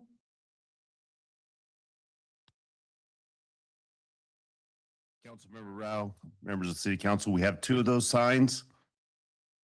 I'm going to caution you though. Those signs are related for traffic related information purposes. And that's so we do not distract drivers as they're proceeding. So they're for like special events, road closures, items like that. And that's very well defined in the manual for unified traffic control devices. So I will put them up. Caution. We did have them up for quiet, please. And that was associated with the special event, which is allowed. So our special events are the pupping season and the bird count. I'm Just here to so- take direction from the city That- council. Councilman, we'll talk about it tomorrow. Okay. We'll figure it out. That sounds like it It's might. still living as an idea, so thank you. Are we- And, Mayor, the could I item? ask for clarification if you don't mind? Sure. I'm clear on coming back with an urgency ordinance banning on the recreational. What I'm not clear on is the separate item. Do you want this ordinance to just come back for discussion so we can get direction from the council? And then No. revise it, or do you want us to go back, revise it based on what we've heard, and then come back with that for further discussion? We're pushing back to a discussion only item so that we can actually identify what we want to have in it. And that may Okay. require a rewrite, not a revision. Okay, all right. And we can already start reaching out to the research institutions too and get some of their feedback as well, if that would be acceptable. Absolutely. I believe everyone would love that. Thank you. Okay, thank you very much.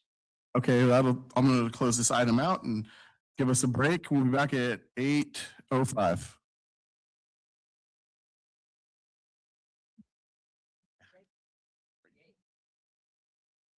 Recording stopped.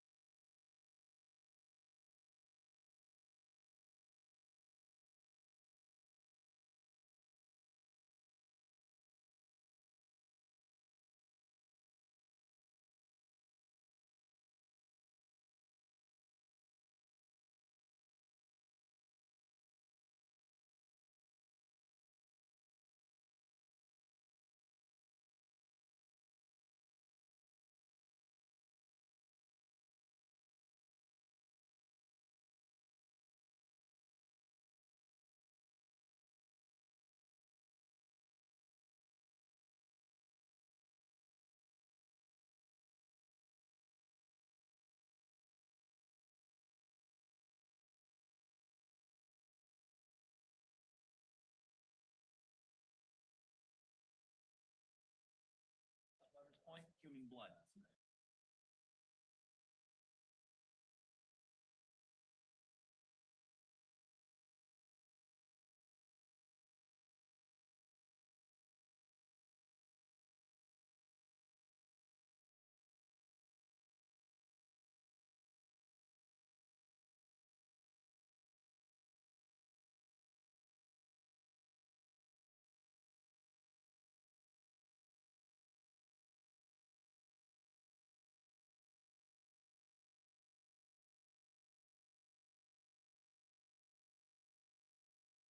Your Tuesdays.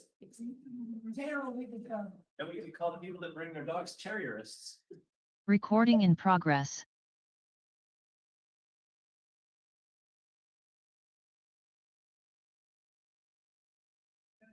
Are we streaming?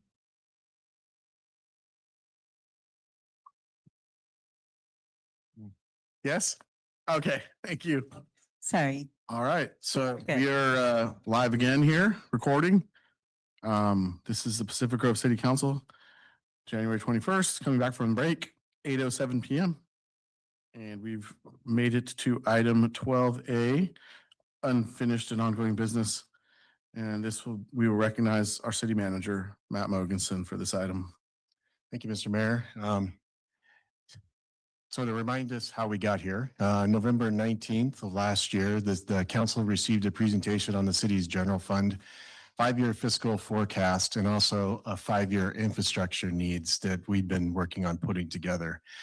On the same evening, you also approved an agreement with Props and Measures to assist with public engagement efforts regarding some of these challenges that were described. So the scope of work included in that agreement was to conduct a public poll, assist with public education, and promote development of a ballot measure in November should we decide to do that.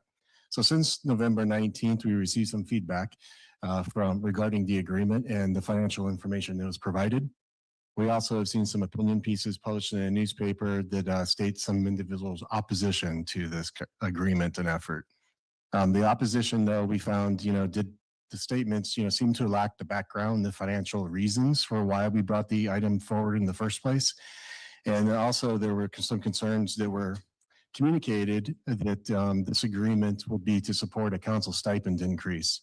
And we'll see tonight that there's no mention of council stipends within our presentation because that's not part of this package. And it's a completely separate issue that the council deliberated on at a different time. So any work under this agreement is going to center on the city's financial stability and the ability to meet the long-term service demands and infrastructure needs. So based on some of the concerns communicated with the agreement and a further need to communicate our fiscal sustainability concerns, once again, that we're reiterating tonight, we've decided to bring this item back so that the council could hear it again and we could explain to the community how we got to where we are tonight. So this agreement with Props and Measures does represent a large investment in both time and effort. So we want to kind of just ensure we still have our solid commitment in this. So in establishing the priority focus areas for 2025 and 26 within our goals and work plan, the council placed a special emphasis on the city's financial stability. So the work plan contains 3 goals that are towards this effort for the next 2 years, and we've been working towards achieving those. So the supporting tasks that have made us look closer at some areas that we hadn't quite gone as deep before. And when we start looking closer at our debt, our equipment, facility replacement needs, our ongoing expenditures and revenue opportunities, you see bigger problems starting to develop into the future. So through these examinations and our current budget development, we are also able to provide a greater detail of financial information to the community throughout this past 9 months approximately. So at the beginning of this fiscal year, the council was presented a budget that lowered our revenue expectations by $700,000, which is about 2% from the previous year. And the reason for this was because we saw potential softenings of some of our major revenues in our TOT this year and also our sales tax. Of course, we're watching closely to see how it actually performs this year, but going into this year, that was the projections. So we lowered the expectations of revenues by $700,000. And to start to soften some of the blow of all this, we also looked at our budget closely and we cut $1.4 million last year. I'm not sure if everybody realizes that, but we lowered our expenditures by $1.4 million starting this year. So despite those sizable cuts, it was still necessary for us to propose a budget to the council that was $1.96 million in deficit spending for this year. And the 5-year forecast, as you're seeing here on your screen, demonstrated that this deficit, continued to grow and going in the next couple of years. So, again, we're in a position today that we were thinking we have a little time to deal with this, so it's not an emergency. So the efforts that we've been going through are probably right on target. One of the things to pay attention to is the trajectory of our reserve level ratio. So our policy, as adopted earlier this year, is 25%. We're also putting money aside for capital projects now in a separate fund. So, so the reserve level is a little bit lower than it used to be, but this again is just reserve funds. It's more for, not for capital projects necessarily. Anyway, so we're at 36% to start the year, but you see that go down pretty quickly to 5% by the last year, 29. So on November 19th, we provided you some updated projections based on some new information that has come about since the budget was first adopted. So some of that new information included, now that the Kimpton is, officially online and is about to start, for next year, we're now projecting our first year of revenue from the Kimpton Hotel. So that the first year is anticipated to be about $1 million. So that helps to lower our deficit for next year by $1 million. Also, if you go out to the end of 29, this is something we're typically not comfortable with doing, but through this exercise, we thought we would go ahead and do it. We're also projecting here ATC revenue. At this point, we don't have plans for ATC, so it's a bit far out there, but we would anticipate that would start at about a $2 million level at the full year of TOT. Also, something you'll notice in this table that was updated is, we closed the year out, so we knew how much money we did not spend from the prior year. So our reserves, therefore, went up by about, I think it was 1.5 million when we closed the year. So that changes our reserve level. So you'll see it's 41% then for this year, and then it goes down to 26%. So these small adjustments here made quite a difference when it came to our reserve levels, and give us a little bit better idea of what things look like as we go forward. Another thing that you'll notice is on 2029-30, that's when the pension bond retires.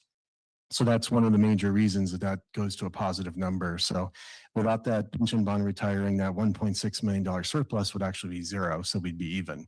So the good news is that we're going to have that extra $1.6 million that we can decide to reinvest in the pensions to pay them down faster, to other capital expenses that we might want to, but we'll have those options. So like I said, the point of a lot of this exercise is not that we feel like we're in a major emergency right now. This is about a few years out, and we want to start planning now so we don't get to that place where we're in a major emergency. And I think, some people who have probably worked here for a while have seen when we've had to do larger layoffs and stuff. And that's a place that we don't want to be, the community doesn't want. So we want to talk about that now. So what are the reasons, I guess, for some of the changes in the 5-year forecast? Because our 24-25 budget did not have, the same makeup of it. So some of the things that happened, I guess, over last year and between the years is first is we added, some new costs and some new positions. So we had added last year some additional recreation programs. We also added a forester and a city engineer position. So those are new additional expenses in our base. We also saw larger than expected insurance premiums. Our PERS costs, as we know, continue to go up. Even when they have good returns, our costs still seem to go up.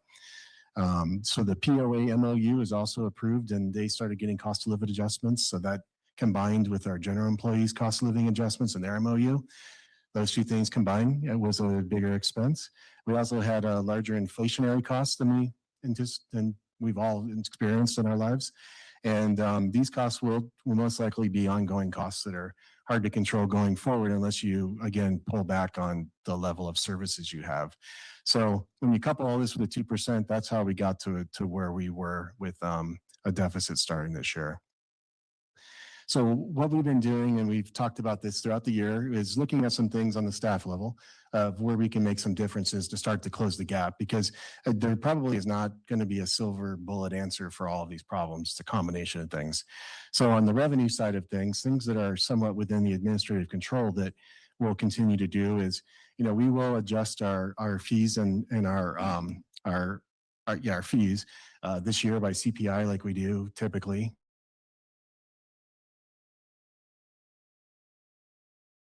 Larger ones like our community development department permits, those, that department, typically you try to get as close to 100% cost recovery as possible.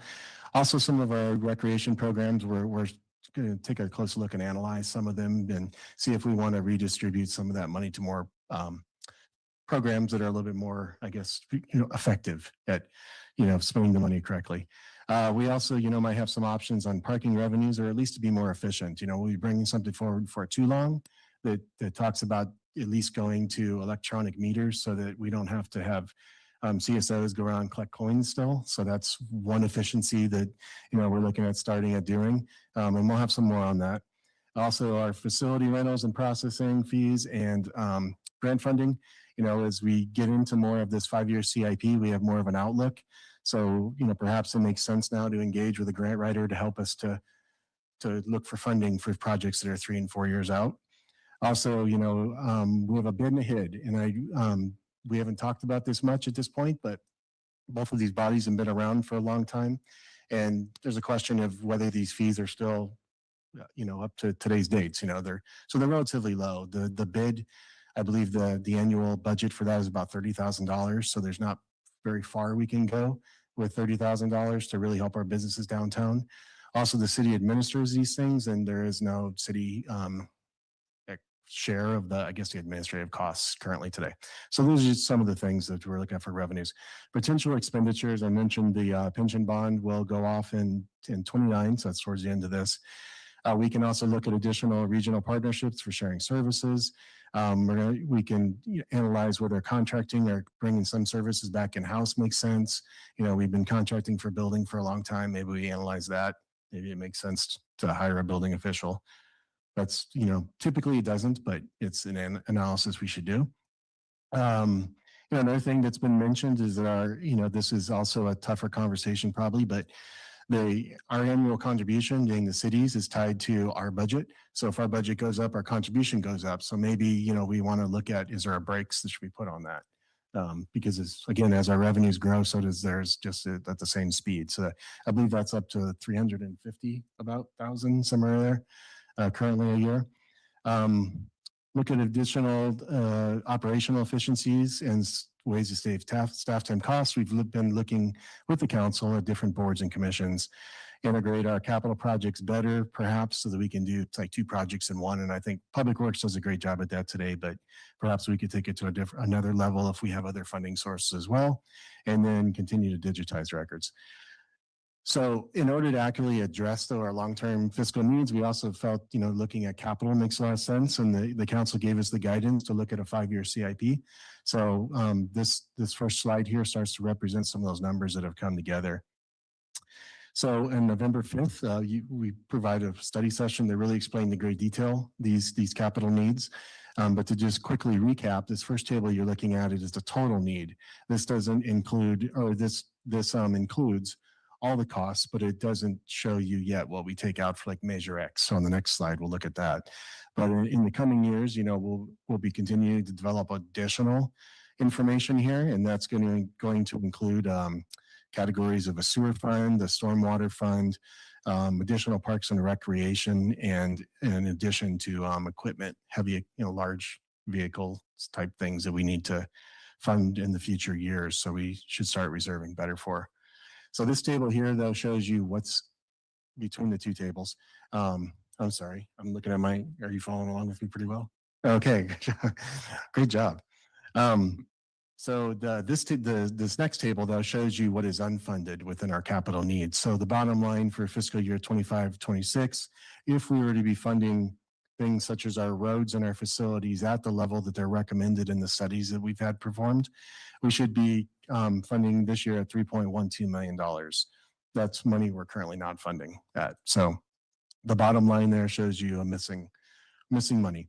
So if you look at the 5-year, though, for 26, 27 through 30, 31, it demonstrates that we need $11.72 million to be able to, again, resurface our streets and repair them in a manner that will keep them in a good condition as recommended by the study, and also to keep up with our facilities and keep them from deteriorating. So to recap again, our long-term fiscal sustainability challenges is over the next 5 years. We do see some positive results from Kempton and ATC and the reduction of our pension bond. However, even with that, our reserves are projected to decrease, and we're not, again, talking about these major capital expenses that we're trying to start funding. Infrastructure needs alone, we're kind of looking at, we need an average of about $2.1 million just for those two big categories of streets and facilities. And then we also need to develop some other funds as well. Next slide. So to start to work towards this, I mentioned earlier that there's not going to be, there's lots of pieces in our mind that's going to have to come together, to ensure we have a long-term fiscal sustainability of the city. So another piece of this was to bring forward an agreement, and this was with Props and Measures, again, to assist us with doing some polling to understand what level of information the public has today, what understanding that they have, and if they would potentially support a ballot measure. And this polling, we think would not only help us to know if our community understands the issues, but it will also help us to know if they would be, and if they would support any kind of revenue measure, but also help give us insight into the services that they value and the resource allocation decisions as we go forward. So if we find, them clear guidance that they don't value one service over another one, we know that we could reallocate some money that direction. It would be one way of handling some of our shortfalls as well. So I'm going to say a little bit more tonight than we did last time, and that we've also been looking at what are the different tax measures that might be possible. And I think we've kind of vetted it down to two that seem to be the most valuable if we were to take anything forward. The first one is transient occupancy tax, and that's because this is a tax on visitors. So typically, that's something that's been more supported in past polling. It doesn't have a direct impact on your own residents. We think that that would be perhaps about $1 million a year if it were to be a 1% increase. So we're currently at 12.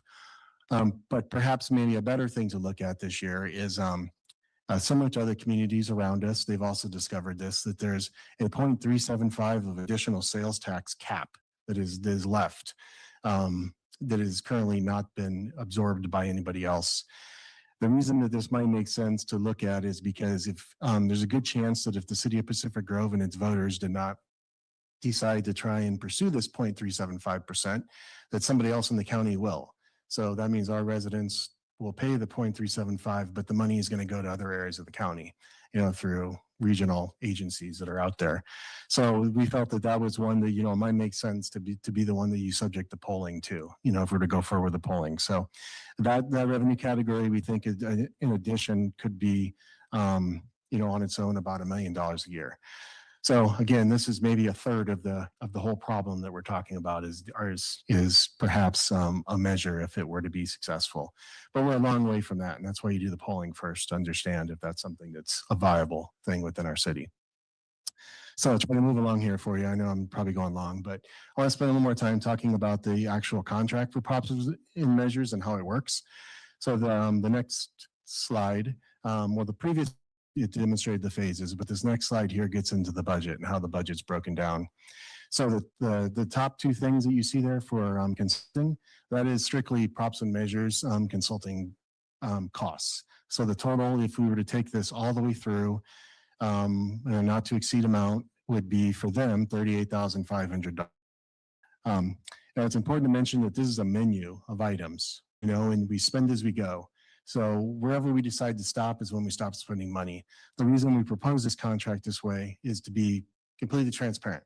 Instead of coming back in a piecemeal way and showing you contract after contract, we're showing you the whole shebang that if you were to go all the way through. I don't anticipate that we would do that. I think that if we were to go forward with the polling, then the council has the decision, do you go forward and work with props and measures more? Then, perhaps we work for a couple months with them, perhaps you work with however long we take it, but you only pay per month that you work with them. At this point, they put mailings into here, just anticipating it's possible that we could do 2 mailings. Perhaps we do none. But you'll see there that the total time and materials costs that are included in the budget are $27,180. Again, kind of optional expenses. And then the last two things are for True North, who is the pollster. So they would do an initial survey or initial poll. And that would be 28,000, just for their portion of it there. And then if we decide to do a tracking one, which is one you would do like next, perhaps June, before you decide if you're actually going to go forward, people's sentiments are still the same throughout time, then that would be the cost of that second poll. So again, the total thing will be not to exceed 141,530. However, on the next slide, we'll talk about how this work. So the first phase is just polling, and to do the polling, the total cost for the things that are in red here is $53,150. After we go out and we do the scientific polling of the residents, we haven't done that yet, and we don't have a start date yet projected for it, depending on things here. But we would come back to the council, we would present those information, and the council would have a decision. What do you think about the information? Is it something that you want to pursue further? Does the information tell us we need to go out and talk to our residents more before we do anything else? That would be, so we would make the decision once we come back. Another decision would be that, we don't want to pursue this any further right now. And then we stop spending money. So the next slide shows in orange the numbers that are, again, kind of more the second layer of optional things. So if we continue consulting with props and measures, it's a per month fee, so it's not $39,000, but I believe it's $6,000 per month. Everybody's got the quick math there. Again, the mailings, I don't know, Pacific Grove, this has historically been something we've done here, so perhaps we don't do those at all, so you don't spend that 22. And then again, the second tracking is not necessary. It depends on our decisions later on. So to summarize the scope of services again, within the agreement, the polling is to educate, the polling and then the educational portion of this in the first phase is, again, the major component, of what props and measures and the pollster will provide us. They will also provide us assistance with crafting a revenue measure based on the polling and everything, should we decide that's a viable thing to do later on in the process. I do want to put out there really quickly, though, that it is important, as we all acknowledge props and measures, we've been advised that as required by law, all publicly funded communications by the city in this work effort must be informational, not advocacy. Once the measure, especially, is on the ballot, if the council chooses to do that in June or July, at that point, all work of the city stops and we don't do any further work. If there is to be any campaigning, it would have to be by some outside entity that is privately funded and has not through the city at all. So I think that's an important thing to mention. So the takeaways from this tonight, to sum it all up, is that our general fund operating has pressures from rising costs, and those going forward exceed our revenue projections. The pressures will be partially solved by some spending reductions, by some revenue things we can control, some different ways of getting efficient, but there's going to be a gap most likely. So potentially down the road, we will need another funding source in order to, again, fund our capital and everything at the levels that we wanted to. And yeah, I believe I hit all those points there. So the options we're leaving you with tonight is, not a lot different than last time in some ways. The first option is status quo, continue on through this. We'll come back after we do the poll and the council will take the information and decide, do you want to go further or stop? Option 2 would be to decide tonight not to do anything after the poll. And again, you don't have the information from the poll. Or the last two options are basically, stop at this point on this agreement. And if you were to do that, we would ask a direction since the council approved the agreement in the first place. And then that concludes my long presentation. That was great. Thank you very much. Appreciate it. It's good to get the information. Yep. Nice and clear. Online public comment. Thank you, Mayor. Christy Italiano Thomas.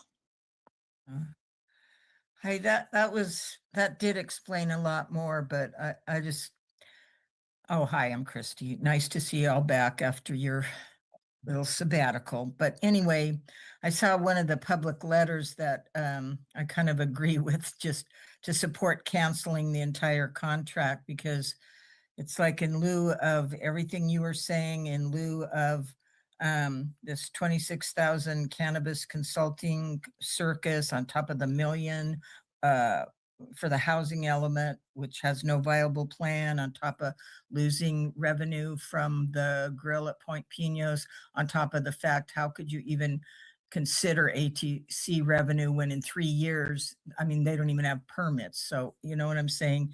And I just wish you could, I just want you to practice saying, we can't afford that, or this is not in the budget, or this spending is not a priority, because it's like, you know, when our household budgets tighten, like with all this, we have to cut unnecessary spending. We have to reassess priorities. We have to tighten our belts. And this city council should be held to the same standard. So, and also when you mentioned about facility rental process and stuff, it's like I remember a time when the community center was rented for things. Well, look at it. Would you rent it to do something in there? I think the last thing was a very low budget memorial service or celebration of life. And then of course, you know, Chautauqua is being updated because that was so gross to deteriorate. But anyway, thank you for your time. Thank you. Carmelita Garcia. Thank you. You know, I want to apologize. Earlier during public comment, I was really rattled. I live at the corner of Spruce and Forest, and there was a 3-car pile up. One of the cars ended up on its roof. Jaws of life had to be used to extract the driver. But I want to thank the fire, the police, AMR, and parking enforcement showing up as fast as they did to get control of the situation. So I was really recovering from all of that. You know, I was one of however many that dialed 911 and tried to give the proper information.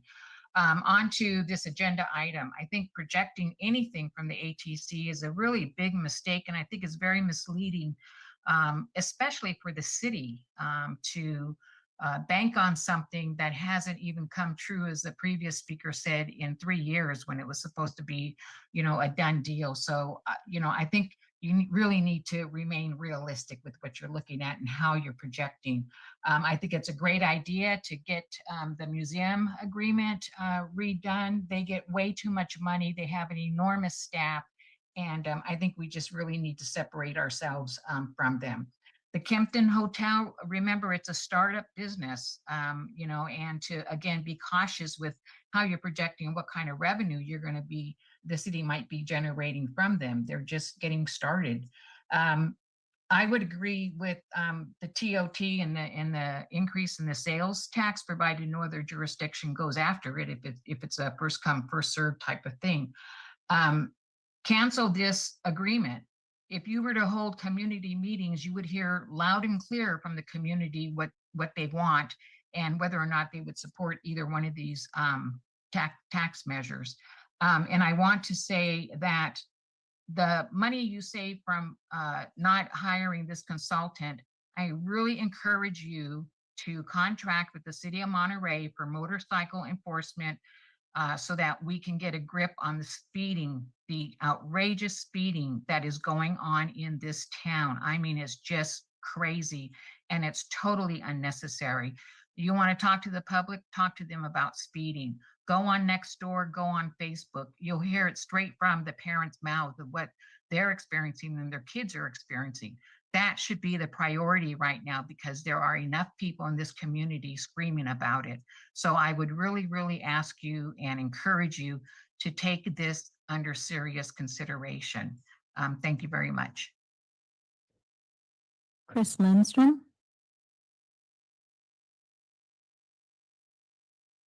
Can you hear me? Yes. Yes, I'm opposed. I think you should cancel the agreement. But in lieu, I think you should form a citizen financial oversight committee.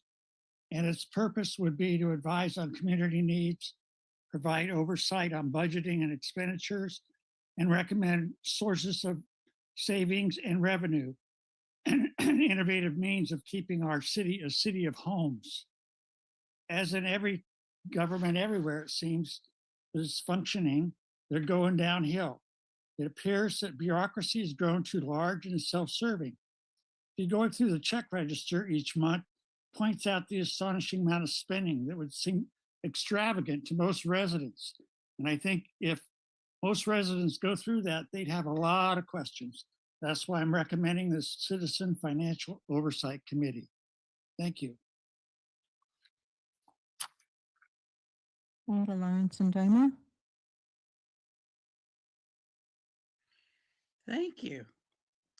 Mayor Council, I find myself pretty much agreeing with the three previous speakers, and they not even my concerns particularly, but hey, I find myself right in their camp.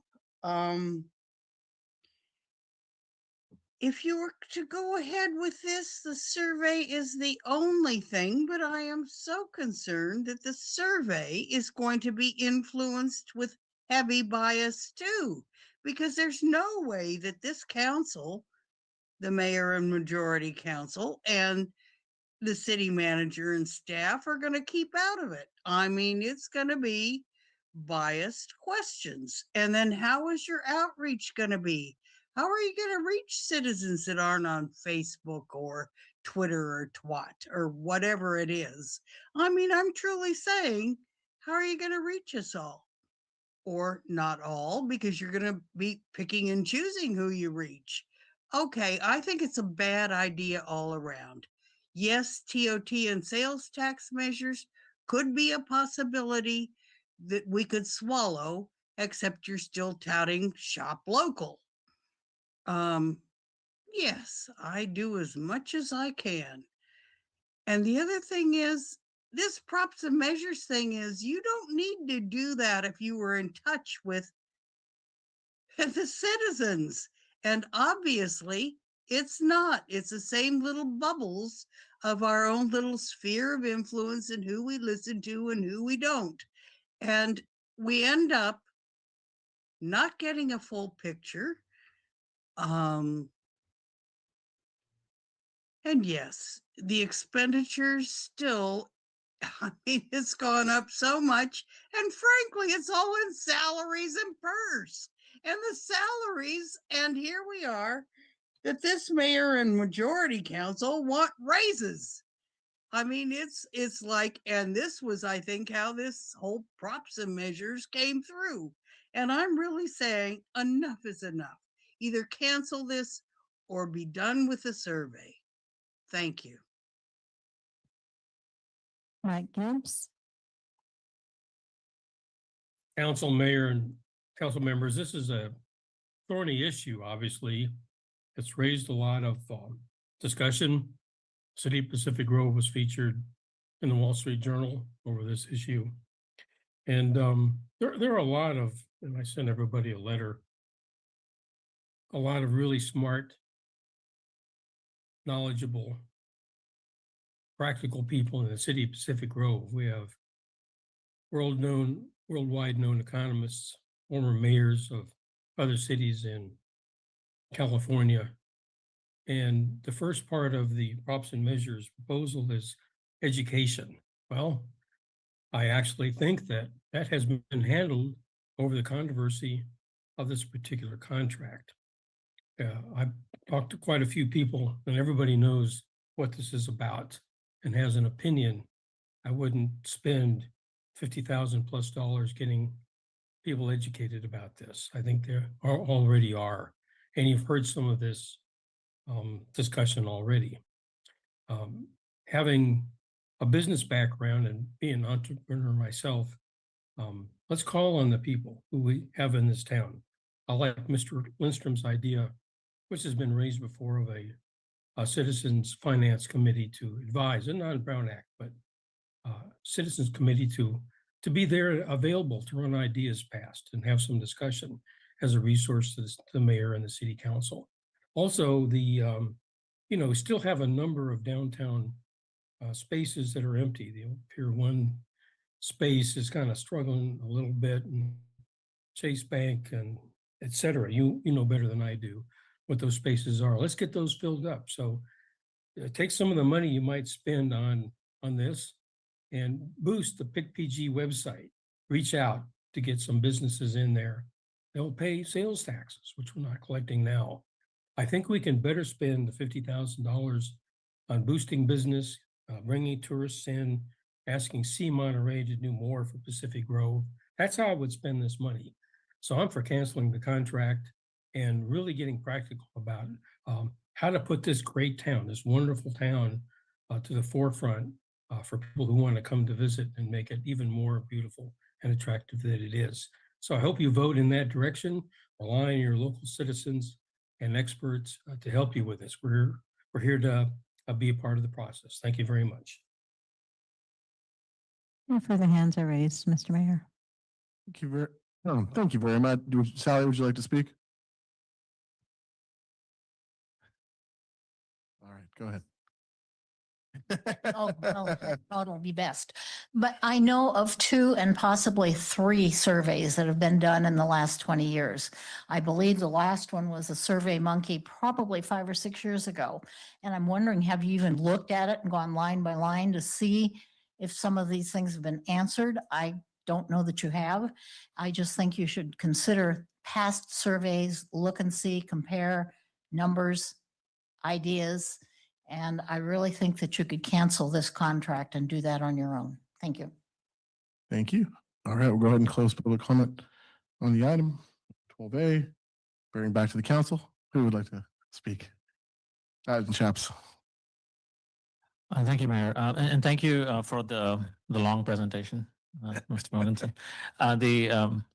So I just wanted to clarify, like even in the agenda item as well as in the presentation, it refers to phase 1 consulting beginning December. We're already past that mark. So whatever we do is going to be on a rolling forward basis, right? Like that 3-month window. Is that correct? Yeah, that's correct. We have not finished creating a survey or anything at this point. So Okay. minimal work has been done. Okay. So, and just for my edification here, like the $1 million that's coming for the Kimpton, that's just based on 12% TOT, possibly 70% occupancy for the year, something to that effect. Yeah, those are the original projections actually from 3 years ago. So it's possible it could be a little bit more, but we want to be as conservative as possible on it. So point being, we are conservative. It's not like 100% occupancy, right? So, yeah, we had the estimates initially were between 1 to 1.5 million. So we purposely took the low end in essence on all right, that. great. Thank you. So I'm actually, I think we should just do this on a step-by-step basis. That's where I am right now. So you presented a number of options, which I'm thankful for. And I think what we need to do is just start off with option number 1, see where we are after the option 1 finishes, and then come back to council and kind of review what we need to do, whether we even need to do phase 2 or not. Anyway, that's where I am with all the options right now. Thank you. Is that just for clarification? That's number 2, right? On the list? So that's, it looks like the first option is return back to council after phase 1. Whereas the second option looks like you have to start phase 2 automatically. That's how I read it. So the contract is in place today is option 1. So we do the survey, we come back, we present it, and the council says we authorize you to go further. So just so that I'm clear, option 1 means phase 1 proceeds, phase 1 concludes, and then the staff will come back to the city council to say, do you want option 2? Yes. Okay, so that's what I'm going with. Thank you. Okay, thank you very much. All right, thanks for the clarification, everyone. Councilmember Garfield? Thank you, Your Honor. So to the point about previous surveys, the most recent survey I know about was in 2000, the scientifically done one was in 2016. And it was about, it was very specifically about tax issues. And you told me that that's available on our website someplace? Yes, that's where I believe Nick found it, was on our website, right? He might have. Yeah, I'm not aware of it. We but yeah. can, we have it. It was found by one of our employees on our website. I'm not exactly sure. Can we where make it it is so right that we now. can find it on the Yeah. website? Yeah. I remember I was on council when that was came up, and it was very specifically about what kind of revenue measure could be put forth.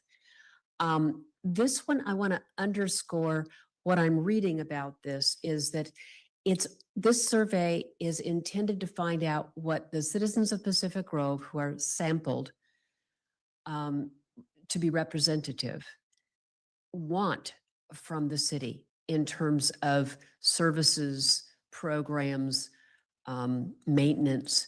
And so what's important, and I think that's, we don't want to lose sight of the fact that that helps us set policies as well.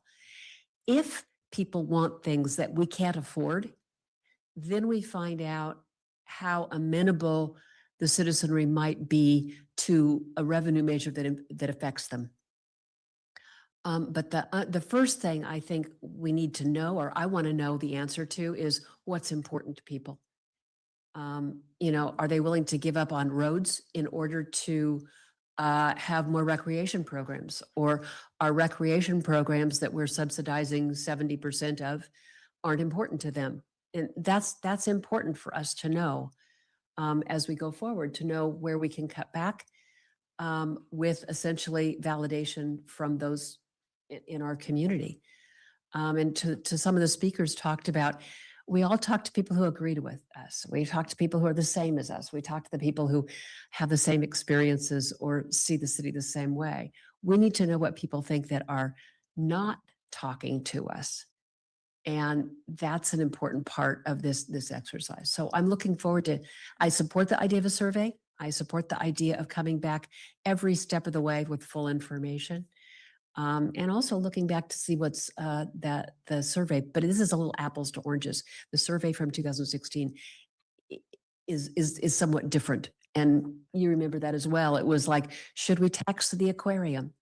The answer was no, but people insisted on doing it anyway, and it lost. So there's a real good reason to listen to these pollsters. But anyway, that's I'm really hoping we'll learn a lot. And Councilmember Garfield, I just want to mention, I looked online. So yes, it was 2016. It was in the Monterey Herald. They talked about the survey as well too. So I just wanted to verify what you were talking about. Okay, thank you. Thank you, Councilmember Rao. Thank you very much. Thank you. I would support us moving forward in a phased approach. I do want a survey. We hear a lot from a lot of the same people. And I know there's a lot of people, about 10,380 others that vote in this town that we don't hear from. They just want their city to run. They elect us so that we'll do what we said that we were going to do. And I think if we're talking about large changes, I think to Councilmember Garfield's point, I mean, if we're subsidizing, recreation and the city agrees, the electorate agrees that maybe that's not where we need to spend our money, or those programs are so valuable to people that they're willing to pay more. Maybe that's what we find out through this. I do support the TOT. I do support raising it to get us to the sales cap and to do it first. And I think the only way that we're going to know if we're along that same road is to do a survey and to hear from a wide variety of people. And then let's find out. And I think going back to 2016 and even, even sooner, the makeup of Pacific Grove has changed over the last 10 years. We have a lot of different people that have moved in, a lot of people that have moved out. And what was possible in 2016 may not be what's possible today. What people wanted back then is probably not what they want today. And, I think faced with, I've gotten a couple of emails where people are like, just cut. It's like, but they don't tell you what they want to cut. They just want to cut something. Well, all of that has implications. Do you want to cut fire? Do you want to cut police? Do you want to cut public works? Do you want to, if you've got ideas, hey, that's okay. But just to throw out a statement saying you need to make cuts when we've already cut $1.7 million out of the budget and tightened our belt pretty tight, then what else is there? And so I'm not going to take anything off the table as far as generating revenue or making, efficiencies or whatever that case is. I think we need to do it. And And I think the survey is a really important way to hear from others in the community. So I would favor us starting out with the survey and then see where it takes us. I mean, we could get the survey back and it may make the rest of it completely, completely void because of the responses we get. So. Thank you very much. I just want to echo a lot of those comments and the previous ones. And I won't belabor the point, but the world's different now. We need some new information. The residents are different. The perspectives, more than anything, maybe the same people, but perspectives over the since COVID, I mean, it can be a lot different. So we've had some experiences the last 8 years that have been quite trying. So I would like to get the information and make the best judgment with the information. So I think I'm hearing for option one, and I'll turn to my colleagues over here to give their comment if they wish, or. Yeah, go ahead. Of Thank course. you, Your Honor. What I'm hearing a lot of, not just from the public comment tonight, but from including the public comment tonight and a lot of other conversations I've had with people over the last number of weeks, is wanting some sort of return on investment for that. That seems to be a core complaint about spending this money. Don't spend it on that, spend it on this instead. We're still spending the money, but people want to see the return on investment. So fixing the community center so that we can rent it out. Instead of, cancel this contract and instead invest it in local businesses so that we'll have a return on sales tax here. The reason I support this in the first place, the reason I support the survey, trying to identify what revenue generating ideas would be receptive to the public, is for a return on investment for this money that we're spending. I want to make sure that if we go forth with our props and measures and we put some ideas forth to the public, that they are going to be what the public is most in favor of in the first place, like the example that was brought up about having the ticket tax for the originally pointed at the aquarium, but ended up taxing unduly the high school for football games. That's why they opposed it. People had no problem with charging the aquarium. They had a lot of problem. Not as much as you think, very little. The 4 or 5 people that were allowed, what they really cared about was the high school and how it was impacting the general community. I would say this, if we were able to get $1 off of 2 million tickets per year out of the aquarium, that would help us a great deal. I'm just going to pitch that for a second there. But so the concern over we're spending money instead of generating it, this is a way of ensuring that we're not wasting this money that we're spending. Usually come out on the same side of most things as the general public, but in this one instance, I do believe that spending this money is smart for us in the long term so that we don't put forth revenue generating ideas that everyone is just going to be against. Like even if we discussed it here and everyone in the room agreed, we had 100% agreement, this is what we're going to put forth. That doesn't mean it resonates with the greater community. We need a more scientific approach than just that. The second thing I've heard a number of times and came up again tonight is the idea of a Citizen Financial Oversight Committee, which I think is a wonderful idea. There's nothing stopping anyone from organizing citizens, taking the information that's freely available on the city website and conducting their own financial oversight and providing recommendations. Bring it to the city council. Let us know what you think. If you have cost savings ideas, if you have smarter strategies for how we could be organizing our financial strategies or how we conduct business, bring it forth. Happy to hear it. And I'm not being patronizing when I say that. I am genuinely promoting that idea. If you want to do that, I think that kind of volunteerism is wonderful. So please do. I think it's important for us to find out what the revenue ideas are that the public is receptive to. I'm really looking forward to that information, getting that information from the survey. Once we have that information, as Tina was pointing out, then we have something to work off of. Maybe they're not receptive to anything. I don't know, but we don't know that until we do the survey. So last comment I'll make on doing this after 10 years, our challenges and opportunities are different now than they were 10 years ago. We have a lot of the same people here, obviously, but the atmosphere in which we're making the decisions is different. So we have to assess where we're at right now, and assessing where we're at right now, what the public actually wants is the entire goal of this. So thank you. I turn it back. Thanks. Go ahead. Thank you very much. Yeah, I agree with everything that's said, and I definitely appreciate the public sentiment about having concerns about spending money when we're saying that we foresee deficits.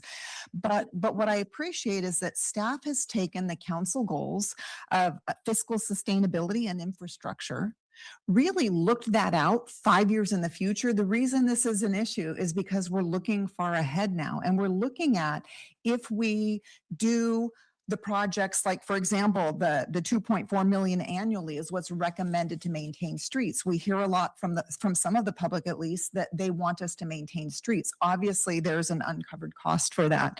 The same thing with infrastructure. If the recommendation is to spend 1.5 million a year for that, we need to know what the public values, and do they value it enough to support revenue measures? I think we all seem to be in agreement, and maybe the public would be too, about having the additional taxes on the TOT and utilizing that 3.75, I think, 0.375% additional sales tax cap for city benefits. So if we're looking at something like that, knowing if the public supports that, all of these things I think are helpful to us because we're responsible for spending the money that's needed to help run the city, or at least setting the policy for that, obviously.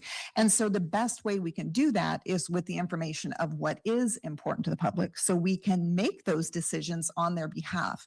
And from my understanding, when the original measure, the proposal was brought to us, the idea was that it would be scientific polling, because it wouldn't just be who's on social media. They would actually do outreach where they are going out to the public, the ones that may be too busy, don't have the bandwidth to pay attention, but when somebody's coming to their door, for example, and giving them the opportunity to participate in government that they maybe don't have time to proactively do, it gives us a better picture of our overall community, not just the ones that have, the time and maybe the desire to participate on a daily basis.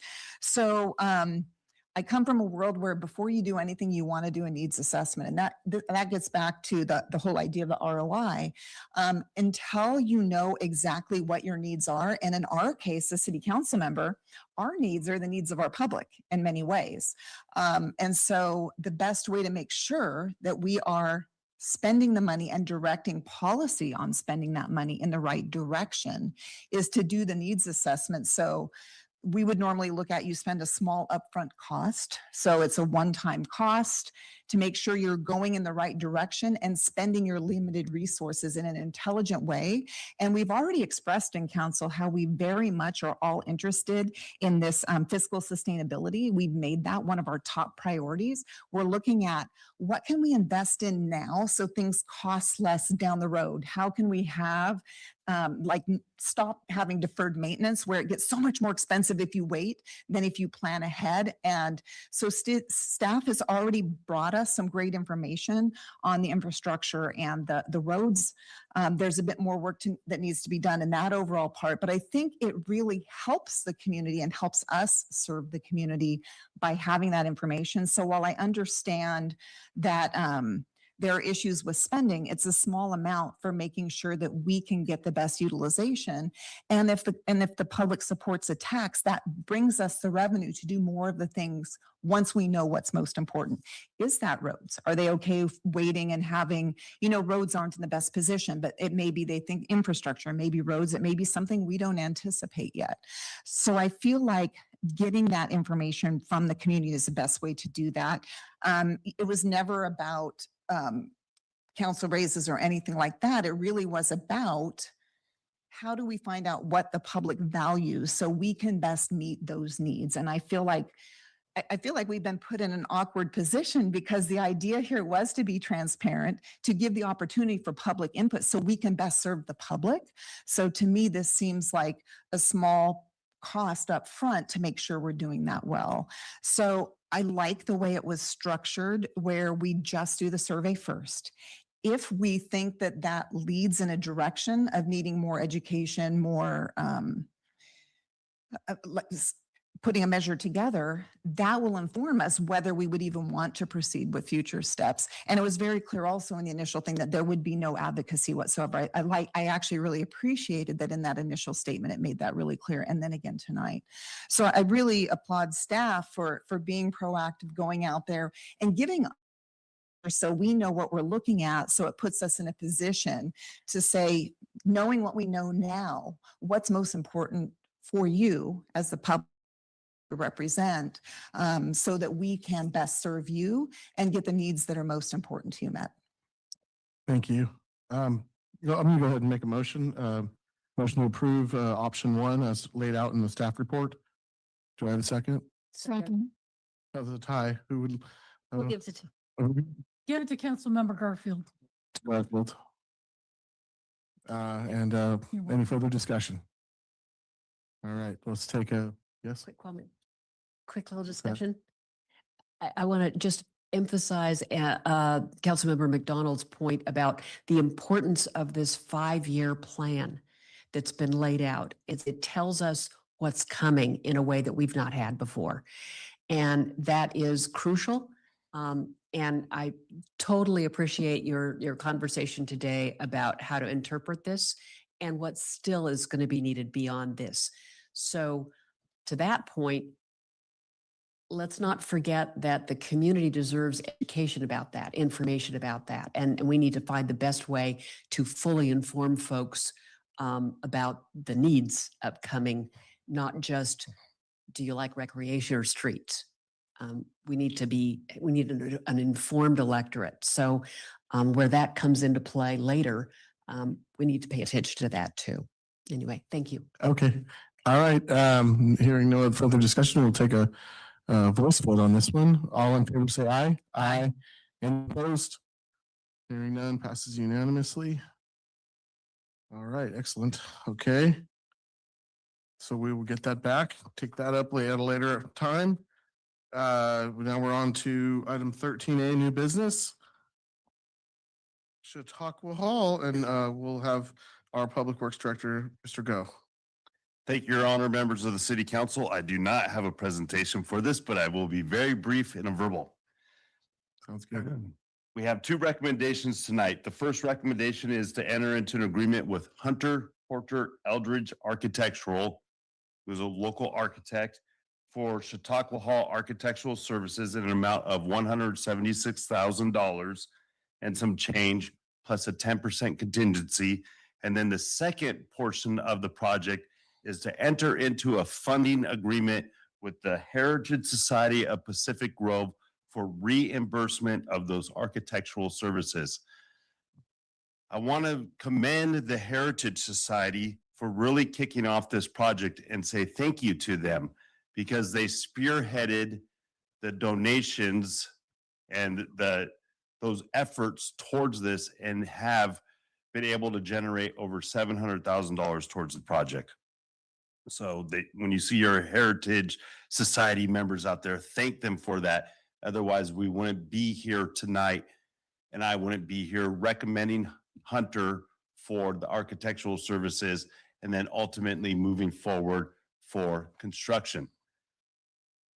If Hunter is approved tonight, we're thinking it's going to take 6 months or so to develop plan sets and specifications and release an RFP for proposal for construction. At that time, I will come forward to the City Council with bid award for construction services, and then we will enter into an amendment to the funding agreement that will then allocate funds for the construction. The Heritage Society anticipates being able to fund both. If there's a delta between the construction bids and the donated funds, we'll bring forth options at that time for the construction. This is the first step to move forward with architectural services. As you know, in the staff report, Hunter has developed a very strong team We interviewed multiple agencies or firms that could perform this work, and we felt Hunter's team would give us the best results. We have a landscape architect associated with him, somebody that will do kitchen design, an ADA consultant to ensure that all of the plan sets and the work will meet the specific criterias.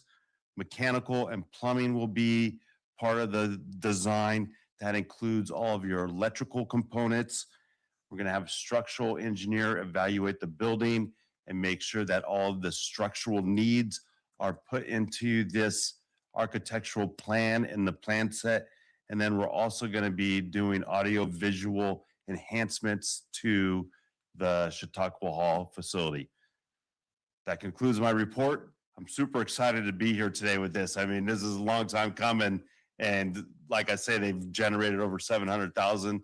Let's kick off this project. Let's get going. You approve it tonight. We're going to enter into an agreement with him, and we anticipate get going right at the beginning of February. Thank you.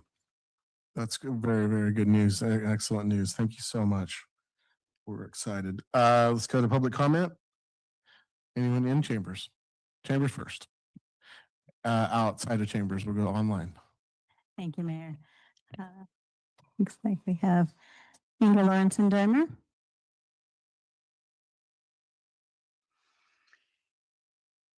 Mayor and council, I think that Hunter Porter Eldridge is a wonderful firm that will do this well. And here it takes volunteers, citizens, and private donations to get our historical resources restored. And that seems to be what the city does rely on, which is why the city really needs to hear from us, because this is one of the important things. This is our heritage. And I went against Hunter at ARB just this last week because he's promoting a copper roof on an Ocean View Boulevard home that pollutes. And we don't have an ordinance for this in our city, which needs to be, because the copper roofs, which they are polluting our marine mammals and wildlife. And this is one of those things that has to come up because the research is just catching up. But Hunter is a good person, and his firm is, to do this and do it in a thoughtful, wonderful way. And yes, it's the citizens of Pacific Grove supporting this project and our heritage that is bringing this forward.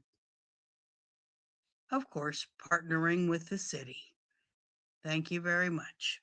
Thank you. Christy Italiano Thomas. I guess I know you can't answer the question, but I was shocked when I saw this because I thought that if the private citizens raised all the money, why would they give it back to the city that allowed the building to deteriorate in the first place? And so now I don't know, I guess I'll email. So does that mean now the city's going to be the project manager on this? Or are you gonna, I'm just confused on that. I'm very familiar, having worked with the American Institute of Architects. This architect is AIA certified. He's great. He's local. I know him, but I'm just wondering and confused again because of the private funds, why now the city's the project manager. So maybe that'll be clarified. Thank you. No further hands online, Mayor. Thank you very much. We'll bring you back for discussion and action. Clearly, this is a great item for the city. This is a great thing for the city, and we'd like to move forward. I'd like to move forward on it. So anyone would like to make a motion, I would entertain one at this time. Perhaps in the interim, Mr. Go can tell us who's going to project manage it, and we'll just answer that question.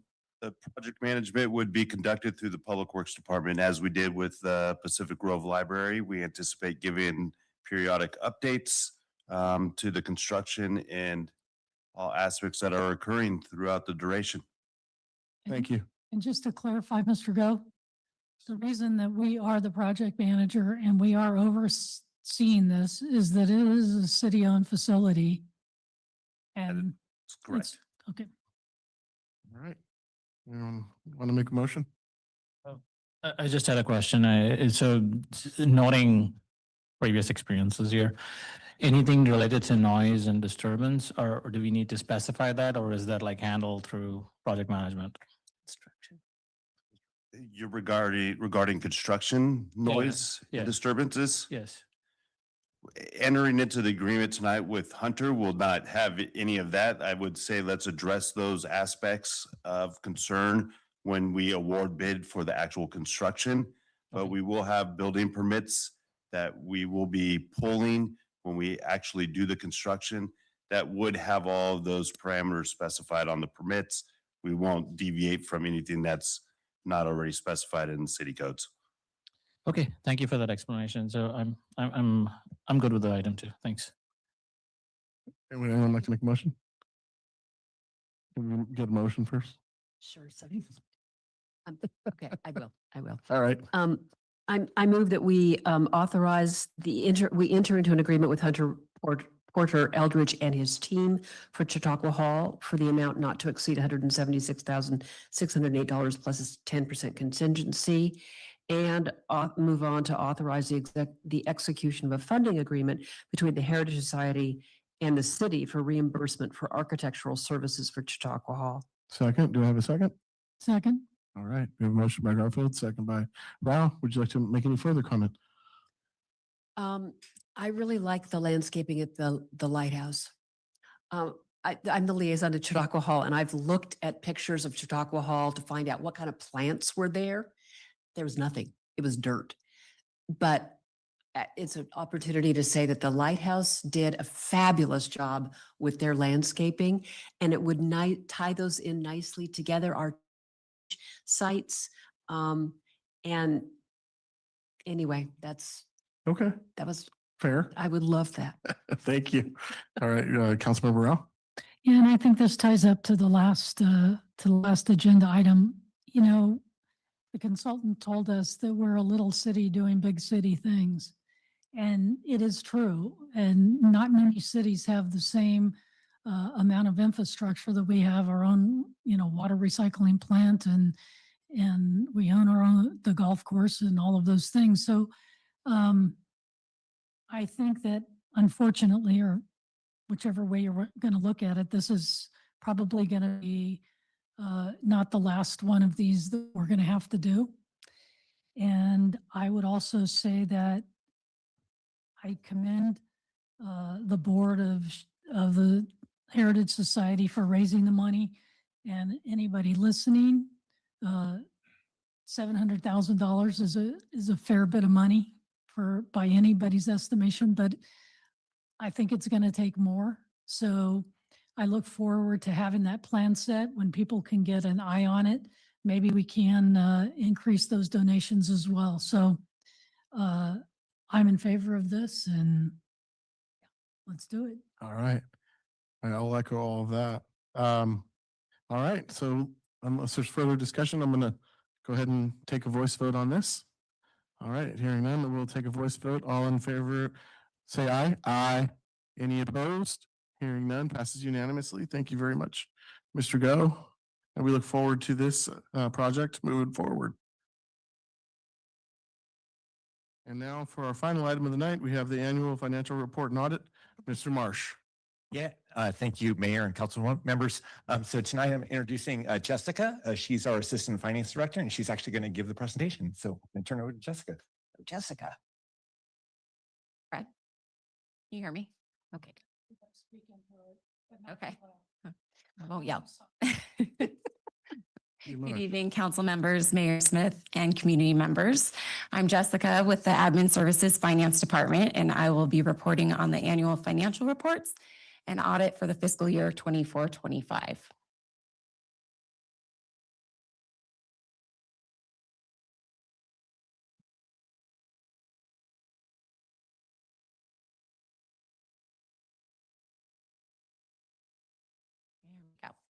So a little bit of background, the annual financial reports and audit, the city contracted with the Pun Group, which is a firm of independent CPAs, to audit the city's financial statements for fiscal year 24-25. The audit was performed in conformance with the generally accepted auditing standards, and the city received an unmodified opinion on its financials, which is the optimal opinion to receive from an external auditor. There were no recommendations for improvements in internal controls reported by the auditor. The reports included are the annual comprehensive financial report, which is the ACFR, the popular annual financial report, which is the PAFR, the report on agreed upon procedures applied to the appropriation limit schedule, or the GAN limit, for fiscal year 25-26. Fund, which is the TAMC Measure X report, and the auditor's required communication. Additional highlights. The PAFR provides a summary of the ACFR, in case you don't feel like reading the 200 pages, including financial statements for the general fund and other major and enterprise funds.